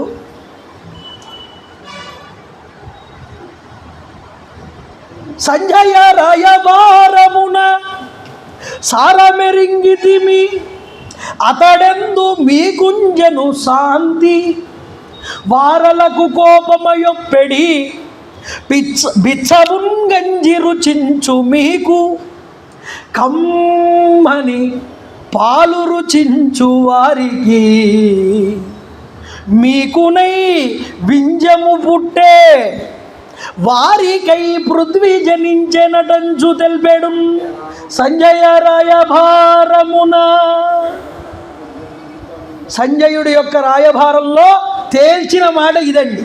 మీకు బిచ్చమే గతి, వాళ్ళకి రాజ్యం ప్రాప్తిస్తుంది, ఇలా ఉంటేనే శాంతి అన్నాడు ధృతరాష్ట్రుడి మాటగా ఈయన చెప్పాడు. ఇది ఎలా కుదురుతుందయ్యా? క్షత్రియుడనేవాడు వీరస్వర్గాన్ని పొందాలి, యుద్ధమునందు వీరోచితంగా పోరాడాలి. అయ్యయ్యో ధర్మక్షేత్రే కురుక్షేత్రే సమవేత యుత్సువ పాండవా కౌరవా పాండవాశ్చైవ అంటే సరిపోయేదే, కానీ మామకాహ అన్నాడు ఎవడు? ఈ ధృతరాష్ట్రుడు. ఈ మమకారం అనేది ఉందే, మావాళ్ళు పాండవులు అన్నాడు, పాండవుల్ని విడదీశాడండి. ఈ యొక్క అహంకారం, ఈ యొక్క మదం, ఈ యొక్క స్వాభిమానం మనిషిని పాడు చేస్తుంది. ఇది ఇంకా పోలేదు ధృతరాష్ట్రుల్లోనని ఆ భగవద్గీతను అంతటినీ బోధించిన దాన్ని సంజయుడు మళ్ళీ చెప్పాడు. అందువల్ల మా వాళ్ళు నాది ఇది మాకే సొంతం అనుకోకూడదు. భగవంతుడు అందరికీ ఇచ్చిన దాన్ని ప్రసాదంగా నువ్వు కూడా స్వీకరించాలి. కానీ అంతా ఎవరికీ దక్కనివను నేనే ఉంచుకుంటానంటే జరాసంధుడికి పట్టిన గతే పడుతుంది మనకి కూడా. అందరి క్షత్రియులు మీ వాళ్ళే, వాళ్ళందరినీ బంధించి నువ్వొక్కడవే నిలబడతానంటే ఎలా కుదురుతుందయ్యా? తీసుకో, ఓడించు, కానీ రాజ్యాన్ని అప్పగించు. వాళ్ళ బతుకు వాళ్ళ బ్రతకని, వాళ్ళ రాజ్యాన్ని వాళ్ళని ఏలుకొని నీకు సామంతులుగా ఉండనవచ్చుగా. పోనీ వాళ్ళందరినీ బలిచ్చేస్తావా భగవంతుడికి? నువ్వు ఏకఛత్రాధిపత్యాన్ని అవుతావా? ఏమిటి రాజులందరూ పోతే నువ్వు ఒక్కడివేనా రాజువి? ఇది ఎలా కుదురుతుందన్నాడు. నీకన్నా గొప్ప వాళ్ళు లోకంలో ఉన్నారని తెలుసుకో, లేకపోతే నీ భ్రమ నిన్ను అధర్మం వైపుకు నడిపించేస్తుంది. ఇది చెప్పాడండి భగవంతుడు. ఈ యుద్ధం ద్వారానే ఇంద్రుడు రాక్షసుల్ని జయించి సర్వరక్షణ పొందాడు. మాతో నీకు జరగబోయే యుద్ధం నీకు స్వర్గప్రాప్తికి కారణమవుతుంది.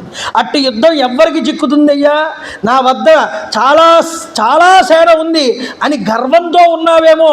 ఒకవేళ లోకాన్ని జయించి ఇతర రాజుల్ని అవమానించవద్దు, ఇది నీకు చాలా కూడా ఇబ్బందికారకం అన్నాడు. ప్రతి మానవుడి యందు కూడా బలపరాక్రమాలు ఉంటాయని గుర్తుపెట్టుకోమన్నాడు శ్రీకృష్ణ పరమాత్మ. కొందరిలో నీతో సమానంగా ఉండొచ్చు బలం, కొందరిలో నీకంటే అధికంగా బలం ఉండవచ్చు, తేజస్సు ఉండవచ్చు. ఎంతవరకు ఈ విషయాన్ని నీవు గుర్తించుకుంటావో అంతవరకు నీ గర్వం వృద్ధి చెందదు.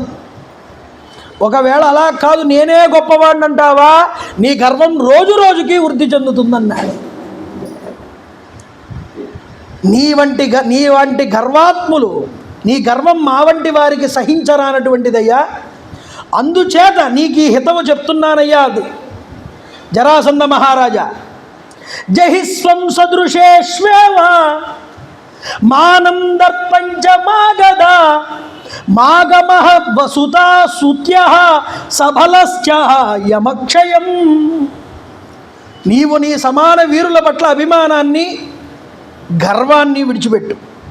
ఈ గర్వం చేత పుత్ర, మంత్రి, సేనా సహితంగా యమలోకానికి వెళ్ళడానికి పూనుకోవద్దని చెప్పాడు. దంభోద్భవుడు, కార్తవీర్యార్జునుడు, ఉత్తరుడు, బృహద్రథుడు ఇలాంటి ఉత్తమ వంశంలో పుట్టిన వారందరూ కూడా తనకంటే ఎదుటి వారిని చాలా చులకనగా చూసి అవమానించి వాళ్ళందరూ కూడా నశించిపోయారయ్యా. నీతో యుద్ధాన్ని కోరేమేమో నిశ్చితంగా బ్రాహ్మణులు మాత్రం కాదు, నీకు చెప్పేస్తున్నాం విషయాన్ని. సౌరిరశ్మి హృషీకేశ నృవీరో పాండవా విమౌ అభయోర్మాతులేయాంచ కృష్ణం మాం విద్దితే రిపుం. వసుదేవుడి పుత్రుడినైనటువంటి నేను వృషీకేశుడిని, వీళ్ళిద్దరూ పాండుపుత్రులు భీమార్జునులు. నేను వీరిరువురిని కూడా మామయ్య యొక్క కొడుకుని, నేను వీళ్ళిద్దరికీ కూడా నీకు ప్రసిద్ధుడైనటువంటి శత్రువుని. గుర్తుపెట్టావా? శ్రీకృష్ణుణ్ణి నేనని చెప్పారు, గుర్తించమన్నారు. మేము నిన్ను యుద్ధానికి ఆహ్వానిస్తున్నాం రాజా, నువ్వు రాజులందరినీ విడిచిపెడతావా లేకపోతే ఇప్పుడు మాతో యుద్ధానికి దిగుతావా? ఏదో ఒక నిర్ణయం చేయమన్నారు శ్రీకృష్ణవర్మ. జరాసంధుడు అంటున్నాడండి, చూడండి. నాజితాన్వై నరపతిన్ అహమాదస్మికాంశ్చన. నాయనా కృష్ణ, నేను యుద్ధంలో రాజులందరినీ కూడా జయించి బందీలుగా చేశాను. నేను జయింపనటువంటి శత్రురాజు ఒక్కడూ కూడా లేడయ్యా. క్షత్రియస్యైత దేవాహు ధర్మ్యం కృష్ణోపజీవనం. క్షత్రియుడికి ఇదే జీవితం నిర్ణయించబడింది, ధర్మబద్ధమైనది. పరాక్రమంతో శత్రువుల్ని వశపరుచుకుని వారిని స్వేచ్ఛగా వినియోగించుకోవాలి. ఇది క్షత్రియ లక్షణం. నేను క్షత్రియ నియమాలన్నింటినీ గుర్తించుకుని పాటిస్తూ ఎల్లప్పుడూ దేవతల కొరకు బలిగా ఇచ్చే రాజుల్ని కానుకలుగా తెచ్చి మీ భయంతో వారిని ఇప్పుడు నేను ఎలా విడిచిపెడతానని నువ్వు అనుకుంటున్నావు? ఇది నేను దేవతలకు ఇచ్చేటటువంటి కానుకన్నాడే. చూడండి, నీ సేన వ్యూహానిర్మితమైనటువంటి నా సేనతో కానీ, నేను మీతో ఒక్కరితో కానీ, లేదా ఇద్దరితో కానీ, లేదా మీ ముగ్గురితో కానీ ఒకేసారి కానీ లేకపోతే ఒక్కొక్కసారి కానీ ఎలా యుద్ధం చేయమన్నా నేను సిద్ధమే అన్నాడు. ఈ మాట కావాలి శ్రీకృష్ణ పరమాత్మకి. ఏవముక్త్వా జరాసంధః సహదేవ అభిషేచనం. జరాసంధుడి కొడుకు పేరు సహదేవుడండి. వాడికి పట్టాభిషేకం చేసేశాడు. చేసేసి ఈ ముగ్గురు యోధులతో యుద్ధం చేయడానికి సిద్ధపడి వచ్చాడు అక్కడికి. మళ్ళీ యుద్ధం సమీపించింది. జరాసంధుడు, కౌశికుడు, చిత్రసేనుడు అనేటటువంటి ఇద్దరి సేనాపతుల్ని మనసులో తలుచుకున్నట్టండి. ఈ కౌశికుడు, చిత్రసేనులే హంసడింబకులు. వాళ్ళని ఎప్పుడూ మనసులో తలుచుకుంటూ ఉంటాడు, వాళ్ళు పోయినా సరే. చూడండి, శ్రీకృష్ణ పరమాత్మ ఒక్కసారి దివ్య దృష్టి ద్వారా సమాన పరాక్రమం కలిగిన భయానక పురుషార్థములు ప్రదర్శించగలిగినటువంటి జరాసంధుడి యొక్క వధని గురించి ఒక్కసారి మనసులో తలుచుకున్నారు. యదువంశీయులందరి చేత ఇతడు అవధ్యుడు, చచ్చిపోడు వీడు మా చేతుల్లో, బ్రహ్మ వరానుసారంగా స్వయంగా ఇతన్ని చంపడానికి నేను ఇష్టపడట్లేదని వీడి యొక్క పూర్వచరిత్రనంతటినీ ఒక్కసారి మనసులో తలుచుకున్నారు శ్రీకృష్ణ పరమాత్మ. శ్రీకృష్ణ జరాసంధులిద్దరికీ కూడా అసలు ఈ వైరం ఎలా ఏర్పడింది, శ్రీకృష్ణుణ్ణి ఈ యొక్క జరాసంధుడు ఎలా జయించాడో ఒక్కసారి నాకు వివరంగా చెప్పండి అన్నాడు. మళ్ళీ ఒకసారి ఈ వైశంపాయనుణ్ణి జనమేజయుడు. అసలు ఏ కారణం చేత శ్రీకృష్ణుడితో శత్రుత్వం కలిగింది ఈ జరాసంధుడికి అని అడిగాడు. అయ్యా రాజా, చెప్తున్నాను విను. యదువంశంలో బుద్ధిమంతుడైనటువంటి వసుదేవుడు అనేటటువంటి వాడు పుట్టాడు. ఈ యాదవరాజు రాజైనటువంటి ఉగ్రసేనుడి దగ్గర మంత్రి కింద చేస్తున్నాడు. వసుదేవుడు చేస్తున్నటువంటి సమయంలో ఉగ్రసేనుడికి పుత్రుల్లో బలవంతుడైనటువంటి కంసుడు అందరికంటే పెద్దవాడు, అన్ని శస్త్ర విద్యల్లో కూడా ఆరితేరినటువంటి వాడు. అయితే జరాసంధుడి యొక్క కుమార్తెని ఒకసారి ఇతడు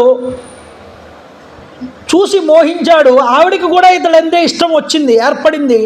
అయితే జరాసంధుడు కన్యాశుల్కం కింద నువ్వు మధురకంతటికీ కూడా నువ్వు రాజు అయితే, పట్టాభిషిక్తుడు అయితే అప్పుడు నేను నా కుమార్తెనిచ్చి వివాహం చేస్తానన్నాడు. అయితే తండ్రి యొక్క రాజ్యం తండ్రి యొక్క చేతుల్లో ఉన్నప్పుడు వీడికి ఎలా సంక్రమిస్తుంది? తండ్రి ఇస్తే స్వీకరించాలి.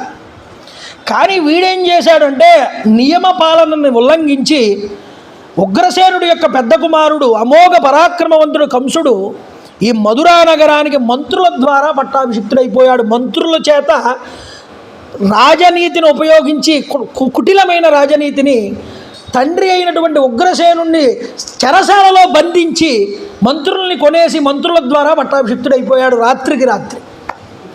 దీని ద్వారా ఇంటి కులాన్ని కూడా నాశనం చేయడానికి వెనకాడలేడు. వాడి యొక్క స్వప్రయోజనం కోసం కంసుడు ఈ పనికి పూనుకున్నాడు. ఇలా పూనుకోవడం వల్ల ఐశ్వర్య బలమత్తుడై అతడు తన తండ్రిని బంధింపజేసి రాజ్యాన్ని మంత్రులతో కలిసి అనుభవించడం మొదలుపెట్టాడు. తెలివి తక్కువ వాడైనటువంటి కంసుడు వసుదేవుడి నుంచి మంచి మంచి ఆదేశాలు పాటిస్తూ రాజ్యాన్ని విస్తరింపజేసుకున్నాడు. ధర్మబుద్ధి కలిగిన వాడు ఈ వసుదేవుడు. ఈ వసుదేవుడు కనుక లేకపోతే నాకు మంచి సలహాలు ఇచ్చేవాళ్ళు ఎవరూ లేరు, ఇలాంటి మంత్రి దగ్గర ఉండాలి అని వాడికి కూడా అనిపించింది కంసుడికి. అనిపించి వాళ్ళ తండ్రి గారి సోదరుడైనటువంటి దేవకుడి యొక్క కూతురైనటువంటి దేవకినిచ్చి వివాహం చేశాట వసుదేవుడికి. ఈ యొక్క కంసుడు వివాహం చేసి తీసుకువెళ్తున్నాడు ఆ యొక్క అత్తవారింటికి. ఆ యొక్క వసుదేవుణ్ణి ఈ యొక్క దేవకిని కూర్చోబెట్టి రథంలో వెళ్ళిపోతూ అశరీర వాక్కు పలికింది. అది వినిపించిందండి కంసుడికి. నువ్వేదో మీ యొక్క చెల్లెల్ని చాలా హాయిగా ఆనందంగా భావించి మోసుకు తీసుకెళ్తున్నావు రథంలో, నీవిడ గర్భంలో పుట్టేటటువంటి 8వ సంతానం చేత నువ్వు మడిసిపోతావని చెప్పింది. అది విన్నాడు. వెంటనే కత్తి తీసుకున్నాడు, చంపేయడానికి సిద్ధపడ్డాడు చెల్లెల్ని కూడా. వసుదేవుడు పాదాల మీద పడ్డాడు. అయ్యా నీకు ధర్మం చెప్తున్నాను విను, స్త్రీని చంపకూడదు, ఎంత వాడైనా గొప్పవాడైనా. స్త్రీని చంపితే అంతకన్నా మహాపాతకం మరొకటి లేదు. నీకు 8వ సంతానం వల్ల కదా కీడు. 8వ సంతానం వచ్చినప్పుడు చంపే ఆ పిల్లవాడిని పుట్టగానే, నీకు జ్ఞాతి భయం అనేటటువంటిది పోతుంది.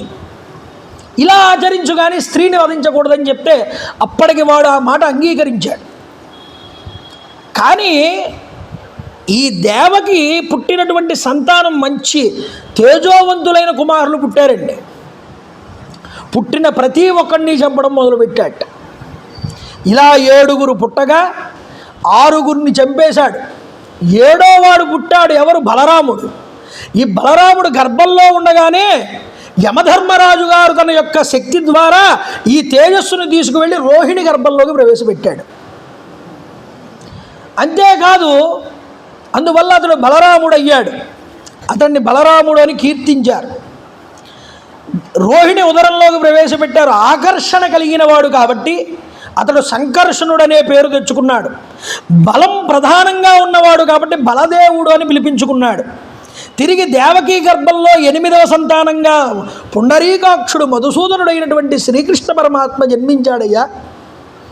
ఈ శ్రీకృష్ణ పరమాత్మ జన్మించినప్పుడు ఒక మంత్రిని కాపలాగా ఉంచాటండి, ఒక సైన్యాన్ని అంతటినీ కూడా. అక్కడ 8వ సంతానం పుట్టబోతోంది, జాగ్రత్తగా ఉండండి, పుట్టగానే వచ్చి నాకు చెప్పండి అని ఈ కంసుడు చెప్పగానే శ్రీకృష్ణ మాయ మాయాదేవి, ఆ పరమాత్మ పరమేష్టి, ఐశ్వర్యాధిష్టాత్రి శక్తి, మాధుర్యాధిష్టాత్రి శక్తి అని రెండు ఉంటాయి పరమాత్మకు ఎప్పుడూ కూడా. దేవీ భాగవతం చెప్తుంది ఈ మాట. ఐశ్వర్యాధిష్టాత్రి శక్తి మాయని కలగజేస్తుందండి. ఆ అభిమానం, ఆ యొక్క గర్వం, అహం, ఇవన్నీ కూడా ఉంటాయి వాడికి. భగవంతుడు ఐశ్వర్యాధిష్టాత్రి శక్తి. కర్షతి చిత్తం ఇది కృష్ణ అని. కృషిర్భూవాచక శబ్ద నస్య నివృత్తివాచక. అందరినీ తన వైపు ఆకర్షింపజేస్తాడు, లేదుట అందరినీ కూడా తనలోకి లయింపజేస్తాడు. లేదు, సాకారంగానూ ఉంటాడు, నిర్గుణంగానూ కూడా ఉంటాడు. ఇది కృష్ణవచనానికి శబ్దానికే నిర్వచనాలు ఇవన్నీ కూడా. అందువల్ల మాయని గమ్మించాడు. ఒక్కసారి అందరూ నిద్రపోయారు. నిద్రపోయేటప్పటికీ కంసుడికి ఆజ్ఞ అయ్యి, ఆ యొక్క వసుదేవుడికి ఆజ్ఞ అయ్యింది, తీసుకువెళ్ళి రేపల్లెలో ఉన్నటువంటి ఆ యొక్క యశోదాదేవి పక్కన పడుకోబెట్టి అక్కడ ఉన్నటువంటి ఒక ఆడపడుచు పిల్లని, ఒక పిల్లని తీసుకొచ్చి ఆడపిల్ల పుట్టిందన్నారు. కోపంతో కంసుడు ఆ పిల్లని రెండు కాళ్ళు పట్టుకుని నేల మీద గట్టిగా కొట్టడానికి ప్రయత్నం చేస్తే ఆ పిల్ల నేలకి తగులుకోకుండా ఆకాశంలోకి లేచింది. ఆర్య అని శబ్దంతో అరిచిందిటండి ఆ పిల్ల. అందువల్ల ఆవిడ ఆర్యాదేవి అని పిలువబడింది. కాబట్టి ఈ విధంగా బుద్ధిమంతుడైనటువంటి వసుదేవుడు ఆ కంసుడిని మోసపుచ్చి ఆ పుత్రుణ్ణి గోకులంలో పెంచాడు. వాసుదేవుడు కూడా గోపాలకులతో నీటిలో ఉన్న పద్మంలాగా పెరిగాటండి. కొయ్యల్లో అగ్ని దాగి ఉన్నట్టు చెక్కల్లో అతడు కంసుని జాడ తెలియకుండా జాగ్రత్తగా పెరిగాడు. మధురేశ్వరుడైనటువంటి కంసుడు ఆ గోపకులకు చాలా బాధలు తీసుకువెళ్ళాడు. పూతన్ని పంపించాడు, అఘాసురుణ్ణి పంపించాడు, గొప్ప గొప్ప రాక్షస మూకనంతటినీ అక్కడికి పంపించాడు. అందరినీ సంహారం చేశారు శ్రీకృష్ణ పరమాత్మ. లీలా మానుష అవతారం అది. సకల బీజ స్వరూపం అండి. సకల దేవతల స్వరూపము బీజావహమై ఒక చోట నిక్షిప్తమైతే అది కృష్ణ, ఆయనే కృష్ణుడు. అందుకనే భాగవతంలో అంటాడు ఆ యొక్క వ్యాసుడు, కృష్ణస్తు భగవాన్ స్వయం, ఆయనే భగవంతుడు. కృష్ణుడే భగవత్ స్వరూపం, ఆయన మూర్తి భవించిన రూపం, ఆయన జ్ఞానఘని. చూడండి, శ్రీకృష్ణుడి తేజస్సు బలాలతో వృద్ధి పొందింది. కంసుడి చేత పీడితులైన గోపకులందరూ భయంతో కృష్ణుణ్ణి ఆశ్రయించారు. కొంతమంది ఆయన్ని కోరికతో ఆస్వాదించారు. శ్రీకృష్ణుడు బల సంపదలతో కూడి ఉగ్రసేనుడి యొక్క సమ్మతిపై అక్రూరుడు వచ్చాడు అక్కడికి, నందగోకులానికి వచ్చి ఆ యొక్క శ్రీకృష్ణ పరమాత్మని బృందావనం నుంచి తీసుకువెళ్ళాడు. వెళ్ళి సోదరగణంతో సహా అక్కడ ఉన్నటువంటి కంసుణ్ణి చంపి ఉగ్రసేనుణ్ణి తిరిగి రాజ్యపట్టాభిషిక్తుణ్ణి చేశాడయ్యా. తతశ్రుత్వా జరాసంధో మాధవేన హతం యుధి. శ్రీకృష్ణుడు కంసుణ్ణి చంపాడు అని ఆ జరాసంధుడు విని కంసుడి పుత్రుడైనటువంటి సూరసేనుణ్ణి దేశానికి రాజుగా చేసి ఈ యొక్క కృష్ణుణ్ణి, ఈ ఉగ్రసేనుణ్ణి, ఇతడి రాజ్యాన్నంతటినీ కూడా తరిమి వేశాడు మధుర నుంచి. కాబట్టి 18 సార్లు దండయాత్ర చేసి ఆఖరికి కృష్ణుడు ద్వారకకి వెళ్ళిపోయేలాగా చేశాడు. ప్రతాపవంతుడైన జరాసంధుడి బలం సేనలతో కూడి ఉగ్రసేనుణ్ణి, యాదవుల్ని అనేక సార్లు కష్టాల పాలు చేశాడయ్యా. ఈ కృష్ణుడికి జరాసంధుడికి మధ్య వైరానికి కారణం ఇదే. కానీ ఆయన బ్రహ్మగారి వరం ఉందని ఏమీ చేయకుండా విడిచిపెట్టాడు అన్నిసార్లు కూడా. తన మనోవాంఛ తీర్చుకోవడానికి జయించిన రాజులందరినీ దేవశ్రేష్ఠుడు మహాదేవుడు చర్మాంబరుడు త్రయంబకుడైన శివుడికి బలి ఇచ్చి తన యజ్ఞాల్ని పూర్తి చేయసాగాడు. ఇదంతా జరిగినట్లుగా చెప్పబడింది. ఇక భీమసేనుడి చేత ఈ జరాసంధుడు ఎలా హతుడయ్యాడో చెప్తున్నాను వినమన్నాడు ఈ యొక్క వైశంపాయనుడు. కృష్ణుడు జరాసంధుడితో అంటున్నట్ట, ఏమయ్యా, మా ముగ్గురిలో నీ మనస్సు ఎవరితో యుద్ధం చెయ్యాలని నీవు సంకల్పం చేస్తే మాలో ఎవరు నీతో యుద్ధానికి సిద్ధం కావాలో నువ్వే చెప్పమన్నాడు. ఏవముక్త్వ సన్నృపతిర్యుద్ధం వవ్రే మహాద్యుతి జరాసంధస్తతో రాజా భీమసేనేన మాగధః. భీమసేనుణ్ణి కోరుకున్నాడు. భీమసేనుడు సిద్ధమవుతున్నాడు, తేజోవంతుడు. జరాసంధుడు భీమసేనుడితో యుద్ధం చేయాలి. యుద్ధోత్సాహాన్ని గమనించాడు పురోహితుడు. ఆ యొక్క జరాసంధుడి యొక్క ఉత్సాహాన్ని. గోరోచనం తీసుకొచ్చాడు, మాలలు తీసుకొచ్చాడు, మంగళద్రవ్యాలు తీసుకొచ్చాడు, గొప్ప గొప్ప ఓషధులన్నీ కూడా తీసుకొచ్చాడు. ఆ వస్తువులన్నింటితో కూడా తీసుకువచ్చి స్వస్తి మంత్రవచనాలతో అతడికి దిగ్విజయం కలగాలని ఆ మంత్రిని, ఆ పురోహితుడు ఆ యొక్క జరాసంధుడిని ఆశీర్వదించాడు. క్షత్రియ నియమాలన్నింటినీ పాటిస్తూ యుద్ధానికి సిద్ధమయ్యాడు జరాసంధుడు. ఇటు భీముడు కూడా సిద్ధమయ్యాడు. సముద్రం తన ఒడ్డుకు దాటి తీరం వైపు పడేటట్లుగా ఉరకలు వేస్తున్నారట వీళ్ళిద్దరూ కూడా. చూడండి, భీమా నీతో యుద్ధం చేస్తాను, శ్రేష్ఠుడి యొక్క చేతిలో ఓడిపోవడం కూడా మంచిదేనన్నాడు జరాసంధుడు. భీమసేనుడు కూడా శ్రీకృష్ణుడితో మాట్లాడి స్వస్తి వచనాలన్నీ తీసుకున్న తర్వాత యుద్ధకాంక్షతో జరాసంధుడి దగ్గరికి వచ్చాడు. ఒకరినొకరు జయించాలనేటటువంటి కోరికలతో బాహువులనే శస్త్రాలుగా చేసుకున్నారట. వాళ్ళ చేతులే అస్త్రాలు శస్త్రాలు. మల్ల యుద్ధానికి దిగుతున్నారు ఇద్దరూ కూడా. ఇద్దరు చేతులు కరచలనం చేసుకున్నారు. ఒక చేతిలో ఇద్దరు కూడా ముందు. ఒకరి పాదాలకు ఒకరు నమస్కారం చేశారు. చేసుకున్న తరువాత బాహువుల యొక్క మూలాల్ని ఒక్కసారి చరుచుకున్నారట. ఇలాగా పెద్ద శబ్దం వచ్చింది ఇద్దరిది కూడా. మాటి మాటికి కొట్టుకుంటున్నారు చేతుల్ని. శరీరాన్ని శరీరంతో గట్టిగా పట్టుకుని తిరిగి ఇద్దరు చరుచుకుంటున్నారట. బాహుపాస చరణపాస విద్యలన్నింటినీ కూడా ప్రదర్శిస్తున్నారు.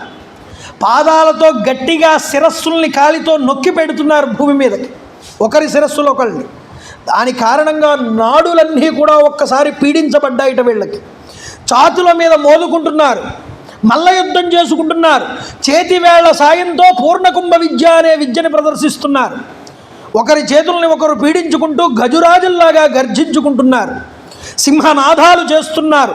పొట్ట అడుగు భాగంలో చెయ్యి పెట్టి ఆ వీపుని పైకెత్తి, వీపుని గట్టిగా పట్టుకుని అదిరించి కంఠం దాకా పైకెత్తి భూమి మీద కొడుతున్నారట ఒక్కొక్కడిని. ఆ వాళ్ళు తిరిగి ఈయన్ని కొడుతున్నాడు. మల్ల యుద్ధ మర్యాదలతో ఉన్నతమైన పృష్ఠభంగం అనేటటువంటి విద్యను చూపించారు. ఈ పేర్లన్నీ మల్ల విద్యయందు, మల్ల యుద్ధంలో ఈ యొక్క చేసేటటువంటి విద్యయందు చేసే కళలండి మళ్ళీ పేర్లు ఇవి. చూడండి, పూర్ణయోగం, తృణపీడం, యుద్ధ విద్యలన్నింటినీ చూపిస్తున్నారు. ఇలాంటి విద్యలు, యుద్ధ కళలన్నీ ప్రదర్శిస్తూ పీడించుకుంటున్నారు. మల్ల యుద్ధాన్ని చూడడానికి వేల కొలది నగరవాసులు, బ్రాహ్మణులు, క్షత్రియులు, వైశ్యులు, స్త్రీలు, వృద్ధులు అందరూ వచ్చేసారు ఆ ప్రదేశానికి. మన రాజు ఎవరితోనో యుద్ధం చేస్తున్నట్ట చూడాలి అని. చూడండి ఒక్కసారి, ఆ ఇద్దరి భుజాల దెబ్బల వల్ల ఒకరిపై ఒకరు నిగ్రహ ప్రగ్రహాల్ని ప్రదర్శించుకుంటున్నారు. చేతులతో శత్రువు మెడని పట్టుకుని కిందకి లాగేయడం నిగ్రహం, కాళ్ళు పట్టుకుని పైకెత్తి కింద పాడేయడం ప్రగ్రహం. ఇలాంటి కొన్ని విద్యలు చూపించారు. వారి మధ్య బలహీన దుర్బల స్థితులన్నీ కూడా పరిశీలనగా సాగుతున్నాయి. అనుక్షణం ప్రకర్షణ, ఆకర్షణ, అనురక్షణ, వికర్షణ అనేటటువంటి విద్యల చేత కొట్టుకుంటున్నారు నలుగురు. ఆ 4 విద్యలతో కూడా ఒకరినొకరు మోకాళ్ళతో పొడుచుకుంటున్నారు. ఎలా సాగుతోంది యుద్ధం? భీకర సింహాలు కొట్టుకుంటున్నాయా, 2 సింహాలు, 2 మదపుటేనుగులు కొట్టుకుంటున్నాయా అన్నట్లుగా సాగుతోంది. గొప్ప గొప్ప గర్జనల నిదానంతో రాళ్ల వర్షం కురిసినట్లుగా ముష్టిఘాతాలతో పిడిగుద్దులు గుద్దుకుంటున్నారటండి ఒకళ్ళనొకళ్ళు. వక్షస్థలం విశాలమైనటువంటి పెద్దవి. ఇద్దరూ కూడా మల్ల యుద్ధ నిపుణులై ఉండడం వల్ల ఇనుప గడియల్లాగా ఉన్నాయి వాళ్ళ బాహువులు. శరీరం తగులుతూ ఉంటే పెద్ద పెద్ద శబ్దాలు బయటకు వస్తున్నాయి. ఎన్ని రోజులు జరిగింది ఈ యుద్ధం అని? కార్తీక మాసం ప్రారంభం రోజు మొదలైందిటండి ఈ యుద్ధం. కార్తీకస్యతు మాసస్య ప్రవృత్తం ప్రథమేహని. కార్తీక మాస శుక్లపక్ష పాడ్యమి రోజు మొదలయ్యింది యుద్ధం. అనాహారం దివారాత్రం అవిశ్రాంతమనర్తత. భోజనం లేదు, నీళ్లు లేవు, నిద్ర లేదు, అవిశ్రాంతంగా కొట్టుకుంటున్నారు ఇద్దరూ కూడా. తద్వృత్తం తు త్రయోదశ్యాం సమవేతాన్ మహాత్మన. కార్తీక శుద్ధ త్రయోదశి రోజున ఇద్దరికీ యుద్ధం సాగుతోంది. ఇంకా అంటే 13 రోజులు అయింది అక్కడికి యుద్ధం. యుద్ధం జరుగుతూ ఉండగా ఉవాచ భీమకర్మాణం భీమం సంబోధయన్నివ. చతుర్దశ్యాం నిశాయాంతు నివృత్తో మాగధ క్లమాత్. చతుర్దశి రోజు రాత్రి ఈ మగధ దేశపు యొక్క రాజు అయినటువంటి జరాసంధుడు కాస్త అలిసిపోయినట్లుగా కనిపించాట. చూడండి, జరాసంధుడిని చూశాడు శ్రీకృష్ణ పరమాత్మ. వీడు అలసిపోతున్నాడని తెలిసింది ఆయనకి. భయంకర యుద్ధం చేసినటువంటి భీముడికి తెలిసేటట్లుగా మాట్లాడుతున్నట్ట. ఏమని? క్లాంతః చతుర్న కౌంతేయ లభ్య పీడయుతుం రణే పీడ్యమానో హి కార్త్యేన జహ్యాత్ జీవితమాత్మనః. శత్రువు అలసిపోయినప్పుడు అతన్ని అధికంగా కొట్టకూడదు భీమా అంటున్నట్టు. అంటే కొట్టమని అంతేకాదు, ఉచితం కాదు. ఒకవేళ అలాకొరగా కొడితే అతడు శీఘ్రంగా ప్రాణాలు విడిచిపెడతాడు. అంటే నువ్వు ఇంకా గట్టిగా, ఇప్పుడు వాడు బాగా అలసిపోయి ఉన్నాడు, ఇప్పుడే గట్టిగా కొట్టాలి వాడిని, లేకపోతే వాడు చావడన్నట్లుగా చెప్పాడు ఇండైరెక్ట్గా. అది అర్థమైంది భీముడికి. చూడండి, తస్మాత్తే నైవ కౌంతేయ పీడనీయో జనాధిపః. భీమా, నువ్వు జరాసంధుని ఎక్కువగా బాధించొద్దు, అంటే బాధించమని అర్థం. అంతేగా చెప్తున్నాడు, అతనితో చేతులతో మాత్రమే సమానంగా యుద్ధం చేయి. అంటే చేతులతో యుద్ధమే కాదు, వాడి ఒళ్ళంతటినీ ఓనం చేయమని చెప్పాడు. అలసినట్లు గ్రహించి ఇవన్నీ తెలుసుకుని భీముడు వెంటనే చంపడానికి ఆలోచన చేశాట. భీముడు వెంటనే చూడండి, భీమసేనుడు జరాసంధుడిని వధించడానికి పూర్తిగా బుద్ధిని నిలిపి శ్రీకృష్ణుడితో అంటున్నట్ట. ఏమని? నాయనా కృష్ణ, ఇతడు మొలకు బిగించినటువంటి వస్త్రం కారణంగా ఈ పాపాత్ముడి ప్రాణాలు హరించాలని నాకు తోచడం లేదన్నాడు. ఎందుకని? భీముడి యొక్క పురుషోత్తముడైన శ్రీకృష్ణుడు జరాసంధుని వదకు ఉత్తేజపరుస్తూ ఇలా అన్నాడు. ఏమని? నువ్వు ఎత్తత్తే దైవం పరం సత్వం యచ్చతే మాతరీశ్వనః బలం భీమ జరాసందే దర్శయాతు తదస్య చ. నువ్వు సర్వోత్కృష్టుడైనటువంటి దేవతవి, పైగా వాయుబలంతో కూడి ఉన్నటువంటి వాడివి. ఓ భీమా, ఆ బలాన్నంతటినీ జరాసంధుడిపై మా ఎదుట ఈ రోజునే చూపించమన్నాడు. ఎందుకుట? వాడి యొక్క మొలకి కట్టబడినటువంటి వస్త్రం వాడిని చాలా బలవంతుడిగా చేస్తోంది. ఎందుకంటే వాడి శరీర 2 భాగాల్ని అతికి ఉంచే వస్త్రం అండి అది. అందువల్ల ఆ వస్త్రం వల్ల వాడిని మనం ఏం చేయలేకపోతున్నావు అని చెప్తున్నాడు. నువ్వు వాయుదేవుడి యొక్క కుమారుడివి, నువ్వే అలా అంటే ఎలా కుదురుతుందయ్యా? నీ బలాన్ని చూపించన్నాడు శ్రీకృష్ణ పరమాత్మ. ఆ మహారథుడు దుర్బుద్ధి కలిగిన జరాసంధుణ్ణి నీ చేతులతోనే చంపదగినటువంటి వాడిని, నువ్వు తప్ప అతన్ని ఎవరూ చంపలేరన్నాడు శ్రీకృష్ణ పరమాత్మ. ఈ మాటలు నాకు ఆకాశంలో వినిపించే ఆ అశరీర వాక్కు నీకు చెప్తున్నానన్నాడు. అంటే ఇది నిజమేమో అనుకున్నాడు భీముడు. నిజంగా మరీ బలాన్ని తెచ్చుకున్నాడు. ఇక సంహారం చేయమన్న అనుజ్ఞ వచ్చిందని శ్రీకృష్ణ పరమాత్మ నుంచి. గోమంతే పర్వత శ్రేష్ఠే ఏనైష పరిమోక్షిత బలదేవ బలం ప్రాప్య కో అన్యే జీవితే మగత. గొప్ప పర్వతమైన గోమంతంపై ఇద్దరూ కూడా విడవబడినట్లుగా బలదేవుడి చేత చిక్కినటువంటి జరాసంధుడు తప్ప వేరొక్కళ్ళు కూడా బయటపడలేరు. ఇలాంటి ఒకానొక సమయంలో ఈ యొక్క బలరాముడిని పట్టుకున్నాడు జరాసంధుడు. అతడి చేతి నుంచి గోమంత పర్వతం మీద విడిపించుకున్నవాడు ఒక్క బలరాముడు మాత్రమే. అతడు తప్ప ఇతని చేతుల్లో నుంచి విడిపించుకున్నవాడు ఇప్పటిదాకా ఎవరూ లేరు. కాబట్టి ఓ భీమసేన, నిన్ను విడచి ఇతని మృత్యువు వేరొకటి చేతుల్లో లేదు, వాయువుని తలుచుకుని ఈ జరాసంధుడిని చంపమన్నాడు. శత్రు సంహారైనటువంటి భీముడు జనార్దనుడి యొక్క మాటలు విని గొప్ప బలం తెచ్చుకుని ఆ జరాసంధుడిని ఒక్కసారి పైకెత్తి ఆకాశంలోకి ఎత్తి గిరగిర తిప్పాడండి. ఇలా తిప్పుతూ ఉండగా జరాసంధుడిని చంపడానికి శ్రీకృష్ణ పరమాత్మ భీముడి వైపుకు చూసి ఒక గడ్డి పరక చేతిలోకి తీసుకున్నారు. భీమసేనం సమాలోక్య శీలం జగ్రాహ పాణిన. చేతిలోకి తీసుకుని తిప్పుతున్నాడు ఆకాశంలో జరాసంధుణ్ణి. ద్విధా చిచ్ఛేదవై తత్తు జరాసంధవధం ప్రతి. చేతిలోకి ఒక గడ్డ పరిక తీసుకుని వాడిని ఎలా చంపాలో చూపిస్తున్నారట శ్రీకృష్ణ పరమాత్మ. బ్రాహ్మయిత్వా శతగుణం జానుభ్యాం భరతర్షభ బభంజ వృష్టం సంక్షిప్య నిష్పిష్య విననాద చ. 100 సార్లు గిరగిర తిప్పి భీముడు ఒక్కసారి భూమి పేసి కొట్టి వాడి నడాన్ని విరగొట్టాటండి. అప్పుడు తెగిందిట ఈ సంధిబంధం. నడానికి ఉన్న తాడు నడాన్ని విరగొట్టగానే సింహనాదం చేసి వెంటనే ఒక కాలు మీద ఇతని కాలు వేసి నొక్కి పెట్టాట భూమి మీద, ఇంకో కాలుని చేత్తో పట్టుకున్నట్ట భీమసేనుడు.